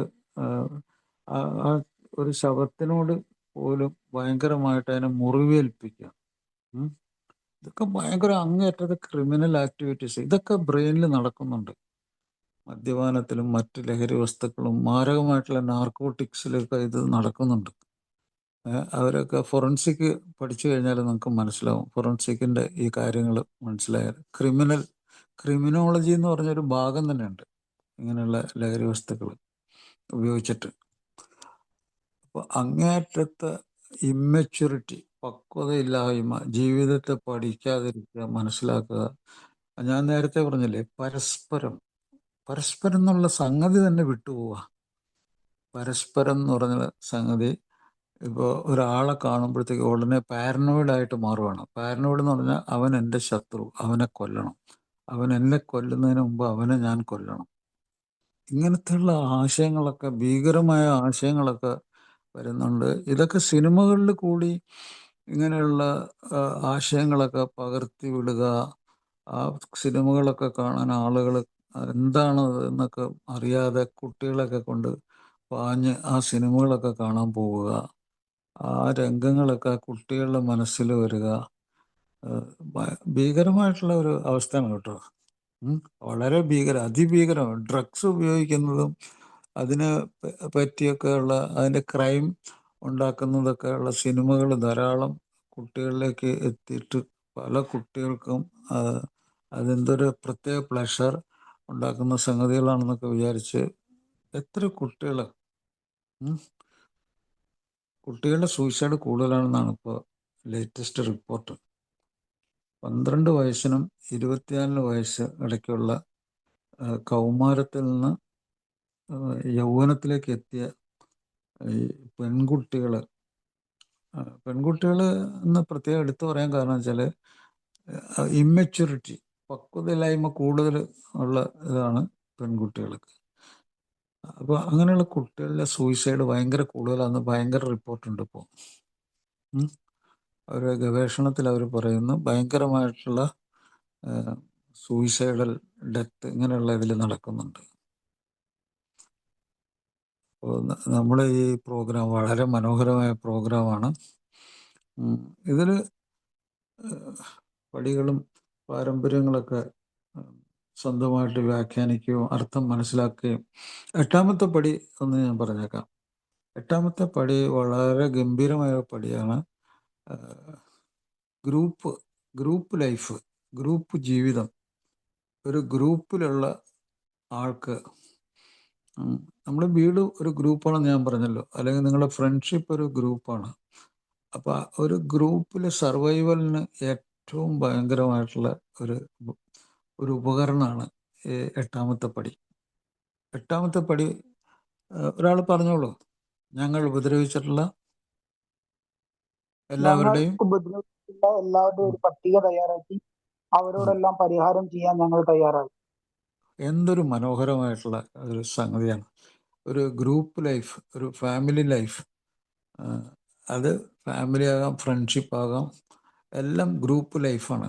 ആ ഗ്രൂപ്പ് ലൈഫിൽ ഏറ്റവും അത്യാവശ്യമായിട്ടുള്ള ഒരു സംഗതിയാണ് ഉപദ്രവത്തിൽ നിന്ന് ഉള്ള മാനസിക സംഘർഷം. ആ ഉപദ്രവം വാക്കുകളുണ്ടാകാം, അല്ലെങ്കിൽ അവഹേളനങ്ങൾ കൊണ്ടാകാം, അസഭ്യങ്ങൾ കൊണ്ടുണ്ടാകാം, അല്ലെങ്കിൽ ഒരാളെ അടിമയാക്കാനുള്ള ഇതിൽ നിന്നുണ്ടാകാം, അയാളുടെ വ്യക്തിത്വത്തെ താഴ്ത്തി കെട്ടി പറഞ്ഞിട്ട് ഉണ്ടാകാം. പല കാരണങ്ങൾ കൊണ്ട് ഒരാളെ അങ്ങനെ ഉപദ്രവിക്കാൻ പറ്റും. ഉപദ്രവം പല റേഞ്ചിലുള്ള ഉപദ്രവമുണ്ട്. എന്തുകൊണ്ട് ഉപദ്രവിക്കുന്നു അങ്ങനെ? അങ്ങനെ അതിലുള്ള മരുന്നും ഈ സ്റ്റെപ്പ് നമ്മളെ പടികളിൽ തന്നെ ഉണ്ട്. എന്താണ് ഉപദ്രവിക്കാൻ? പല കാരണങ്ങളുണ്ട്. ഒന്ന്, ഉപദ്രവത്തിൽ ഒരു അഹന്ത, ഈഗോ, ഞാൻ സുപ്പീരിയർ, ഞാൻ കേമൻ എന്നുള്ള ഈഗോ, വിനയമില്ലായ്മ. എന്താണ് നമ്മളുടെ ബന്ധം, അതിനെപ്പറ്റിയുള്ള ഒരു ധാരണയില്ലായ്മ, ബന്ധത്തിൻ്റെ ശക്തിയെപ്പറ്റി അതൊരു ധാരണയില്ലായ്മ, സ്നേഹമില്ലായ്മ, അതുപോലെ ക്രിമിനാലിറ്റി, ഇതൊക്കെ ഉപദ്രവം ഉണ്ടാക്കും. അതൊക്കെ മദ്യവും മറ്റ് ലഹരികൾ ഉപയോഗിച്ചാൽ ഇതെല്ലാം ഓട്ടോമാറ്റിക്കായിട്ട് ബ്രെയിനിലേക്ക് അതൊക്കെ വരും. I have a thrill to kill എന്നാണ് 2 കുട്ടികൾ പറഞ്ഞത്. എന്താണ് ആ കുട്ടികൾ, അമേരിക്കയിലെ കുട്ടികൾ, അവരുടെ തൂക്കുമായിട്ട് ചെന്നിട്ട് സ്വന്തം ക്ലാസ്സിലെ കുട്ടികളെ, അധ്യാപകരെയൊക്കെ വെടിവെച്ച് വീഴ്ത്തി. അപ്പോൾ അവരെ ക്വസ്റ്റ്യൻ ചെയ്ത് പറഞ്ഞ I have got a thrill to kill എന്നാണ്. എനിക്ക് കൊലപാതകം നടത്താനുള്ള ഒരു ത്രില്ലുണ്ടെന്നാണ്, ഒരു അഭിനിവേശം. അത് ഇറ്റ്സ് എ ക്രിമിനൽ ആക്ടിവിറ്റി അല്ലേ? അപ്പോൾ അത് എന്തെല്ലാമാണ്, ഏതൊക്കെ രീതിയിലാണ് നമ്മുടെ ഈ മനസ്സിൻ്റെ, ബ്രെയിനിൻ്റെ പ്രവർത്തനം പോകുന്നത് നോക്കുക. അപ്പോൾ അതിന് നമുക്ക് എന്താണ് വേണ്ടത്? നമ്മൾ സ്നേഹം എന്താണെന്ന് നമുക്ക് ചെറുതിലേ മുതൽ നമ്മൾ ട്രെയിനിങ് വേണം. ഇപ്പോൾ ഒരു 2 വയസ്സുള്ള കുട്ടി ഒരു ഭക്ഷണ സാധനം എടുത്ത്, ഒരു പഴം എടുത്ത് അതിൻ്റെ അടുത്തിരിക്കുന്ന വേറൊരു കുട്ടിക്ക് കൊടുക്കുകയാണെങ്കിലോ, അത് ഭയങ്കര ഒരു ട്രെയിനിങ്ങാണ്. ഒരു ഭയങ്കര അതൊരു സ്വന്തമായിട്ട് അത് മനസ്സിലാക്കിയ ഒരു സംഗതിയാണ്. ഒരു മോറൽ ഇതാണ്, ഒരു സഹാനുഭൂതി, സ്നേഹം, അതിൻ്റെയൊക്കെ എവിഡൻസാണത്. ഒരു തിന്നാനുള്ള സാധനമാണെന്നും അതെടുത്ത് മറ്റേയാൾക്ക് കൊടുക്കുക എന്നുള്ളതാണ്. മറ്റൊരാളുടെ കളിപ്പാട്ടം വീണ് പോകുമ്പോൾ ആ കളിപ്പാട്ടം എടുത്തു കൊടുക്കുക. ഇതൊക്കെ ഉണ്ട്, കുട്ടികളുടെ ഉള്ളിൽ അതൊക്കെ ഉണ്ട്. അത് പറഞ്ഞു കൊടുക്കുകയും ചെയ്യാം. ഇല്ലെങ്കിൽ അങ്ങനെയൊക്കെ പറഞ്ഞു കൊടുക്കുകയും ചെയ്യാം. ഒരാൾക്ക് ഭക്ഷണം എടുത്ത് വേറെ കുട്ടിക്ക് കൊടുപ്പിക്കാം. It's A training. അപ്പോൾ അങ്ങനെയുള്ള ട്രെയിനിങ് കൊണ്ടാണ് നമ്മൾ പലപ്പോഴും നമ്മുടെ മനസ്സിൽ മാറ്റം വരുന്നത്. അപ്പോൾ ഈ ഉപദ്രവം ഉണ്ടാക്കി കഴിഞ്ഞാൽ 2 ആളുകളുടെ മനസ്സ് അൺസ്റ്റേബിളാവും. ആ ചിന്തകൾ, തോന്നലുകളൊക്കെ, ഇമോഷൻസൊക്കെ ഡിസ്റ്റർബ്ഡാവും. അത് ആരാണോ അത് ചെയ്ത ആൾ, ആർക്കാണോ അത് അനുഭവപ്പെട്ട്, 2 പേർക്ക് ഉപദ്രവം ഉണ്ടാവും. അപ്പോൾ ഞങ്ങൾ ഉപദ്രവിച്ചവർ പട്ടിക തയ്യാറാക്കി പരിഹാരം വെറും 2 സിമ്പിൾ വേർഡാണ്. എന്താണ്? എനിക്ക് തെറ്റുപറ്റി, ഐ വാസ് റോങ്, എനിക്ക് തെറ്റുപറ്റി എന്നുള്ള 2 വാക്കുകൊണ്ടല്ലോ എന്താണ് അത്ഭുതം നടക്കണമെന്നറിയോ? അവിടെ ഭയങ്കരമായിട്ടുള്ള മാനസികമായ മാറ്റങ്ങൾ 2 പേരിലും സംഭവിക്കുകയാണ്. അത് ശരീരം കൊണ്ട് അവർ പ്രകടിപ്പിക്കുകയാണെങ്കിൽ അത് വളരെ നന്നായി. അവർ അങ്ങനെ പറഞ്ഞ് ആലിംഗനം ചെയ്യുവാണെങ്കിൽ, അല്ലെങ്കിൽ ഷെയ്ക്ക് ഹാൻഡ് കൊടുക്കുകയാണെങ്കിൽ അത് ഭയങ്കരമായ മാറ്റം ഉണ്ടാക്കും. അത് വെറും ഒരു പ്രകടനമല്ലെന്നും അത് യാഥാർത്ഥ്യമാണെന്നും മനസ്സുകൊണ്ട് അത് ശരിയായി എന്നും മനസ്സിലാക്കി കഴിഞ്ഞാൽ വലിയ സംഭവമാണത്. അപ്പോൾ നമ്മൾ ഈ പ്രോഗ്രാമിലുള്ള വലിയൊരു സംഭവമാണത്. അപ്പോൾ കുഴപ്പം പിടിച്ച ഒരു മനസ്സാണ്, ആൽക്കഹോളിസത്തിൻ്റെ ഉള്ളിൽ ഒരു കുഴപ്പം പിടിച്ചൊരു മനസ്സാണ്. അതിൻ്റെ ഏറ്റവും വലിയ മരുന്നാണത്. ഒരു ഫസ്റ്റ് എയ്ഡാണത്. ഫസ്റ്റ് എയ്ഡ് മാത്രമല്ല, അതൊരു സ്ഥിരം ഒരു മരുന്നായിട്ട് മാറുന്ന ഒരു പരിപാടിയാണ്. അതുപോലെ 12ാമത്തെ പടിയിൽ നമ്മൾ ഈ പ്രോഗ്രാം ആത്മീയതയിൽ ഉറപ്പിച്ചു വെച്ചേക്കുവാണെന്ന് പറഞ്ഞല്ലോ, അതിൻ്റെ ഒരു എവിഡൻസ് ആണത്. നമ്മൾ ആത്മീയതയെക്കുറിച്ചൊക്കെ മനസ്സിലാക്കുന്നു, പഠിക്കുന്നു, നമ്മൾ സ്വയം മാറ്റുന്നു, സ്വയം ഉപദ്രവത്തിൽ നിന്ന് വിട്ടു നിൽക്കുന്നു, അതിന് മറ്റുള്ളവരെ സഹായിക്കുന്നു. അങ്ങനെയുള്ള നമ്മൾ ഈ സന്ദേശം മറ്റുള്ളവരിലേക്ക് എത്തിക്കുമ്പോൾ അതൊരു വലിയ ഒരു മഹത്തായ ഒരു പരിപാടിയാണത്. അത് നമ്മൾ ചെയ്യുമ്പോഴാണ് നമുക്ക് ശരിക്കും സ്പിരിച്വാലിറ്റി, ആത്മീയത എന്നുള്ളത് ഒരു കടമ, ഒരു കരുണ, ഒരു സ്നേഹം, ഒരു സഹാനുഭൂതി ഒക്കെ ആയിട്ട് മാറുമ്പോൾ അത് 12 സ്റ്റെപ്പായി മാറും. അപ്പോൾ ഇതൊക്കെ നമ്മൾ ഈ പ്രോഗ്രാം പഠിച്ചു കഴിഞ്ഞാൽ നമുക്ക് കിട്ടും. അപ്പോൾ ഈ പ്രോഗ്രാം വളരെ മഹത്തായ ഒരു പ്രോഗ്രാമാണെന്നും ഏറ്റവും മാരകമായ രോഗത്തിൻ്റെ ഏറ്റവും ലളിതമായ ഒരു ചികിത്സയാണെന്നും ഇതിൽ വന്ന എല്ലാ സുഹൃത്തുക്കൾക്കും മനസ്സിലാക്കാൻ ഒരു അനുഗ്രഹം ലഭിക്കട്ടെ എന്ന് പ്രാർത്ഥിക്കുന്നു. Thank you. Thank you sir, thank you so much. നമ്മുടെ സമയം കഴിഞ്ഞിരിക്കുന്നു. 11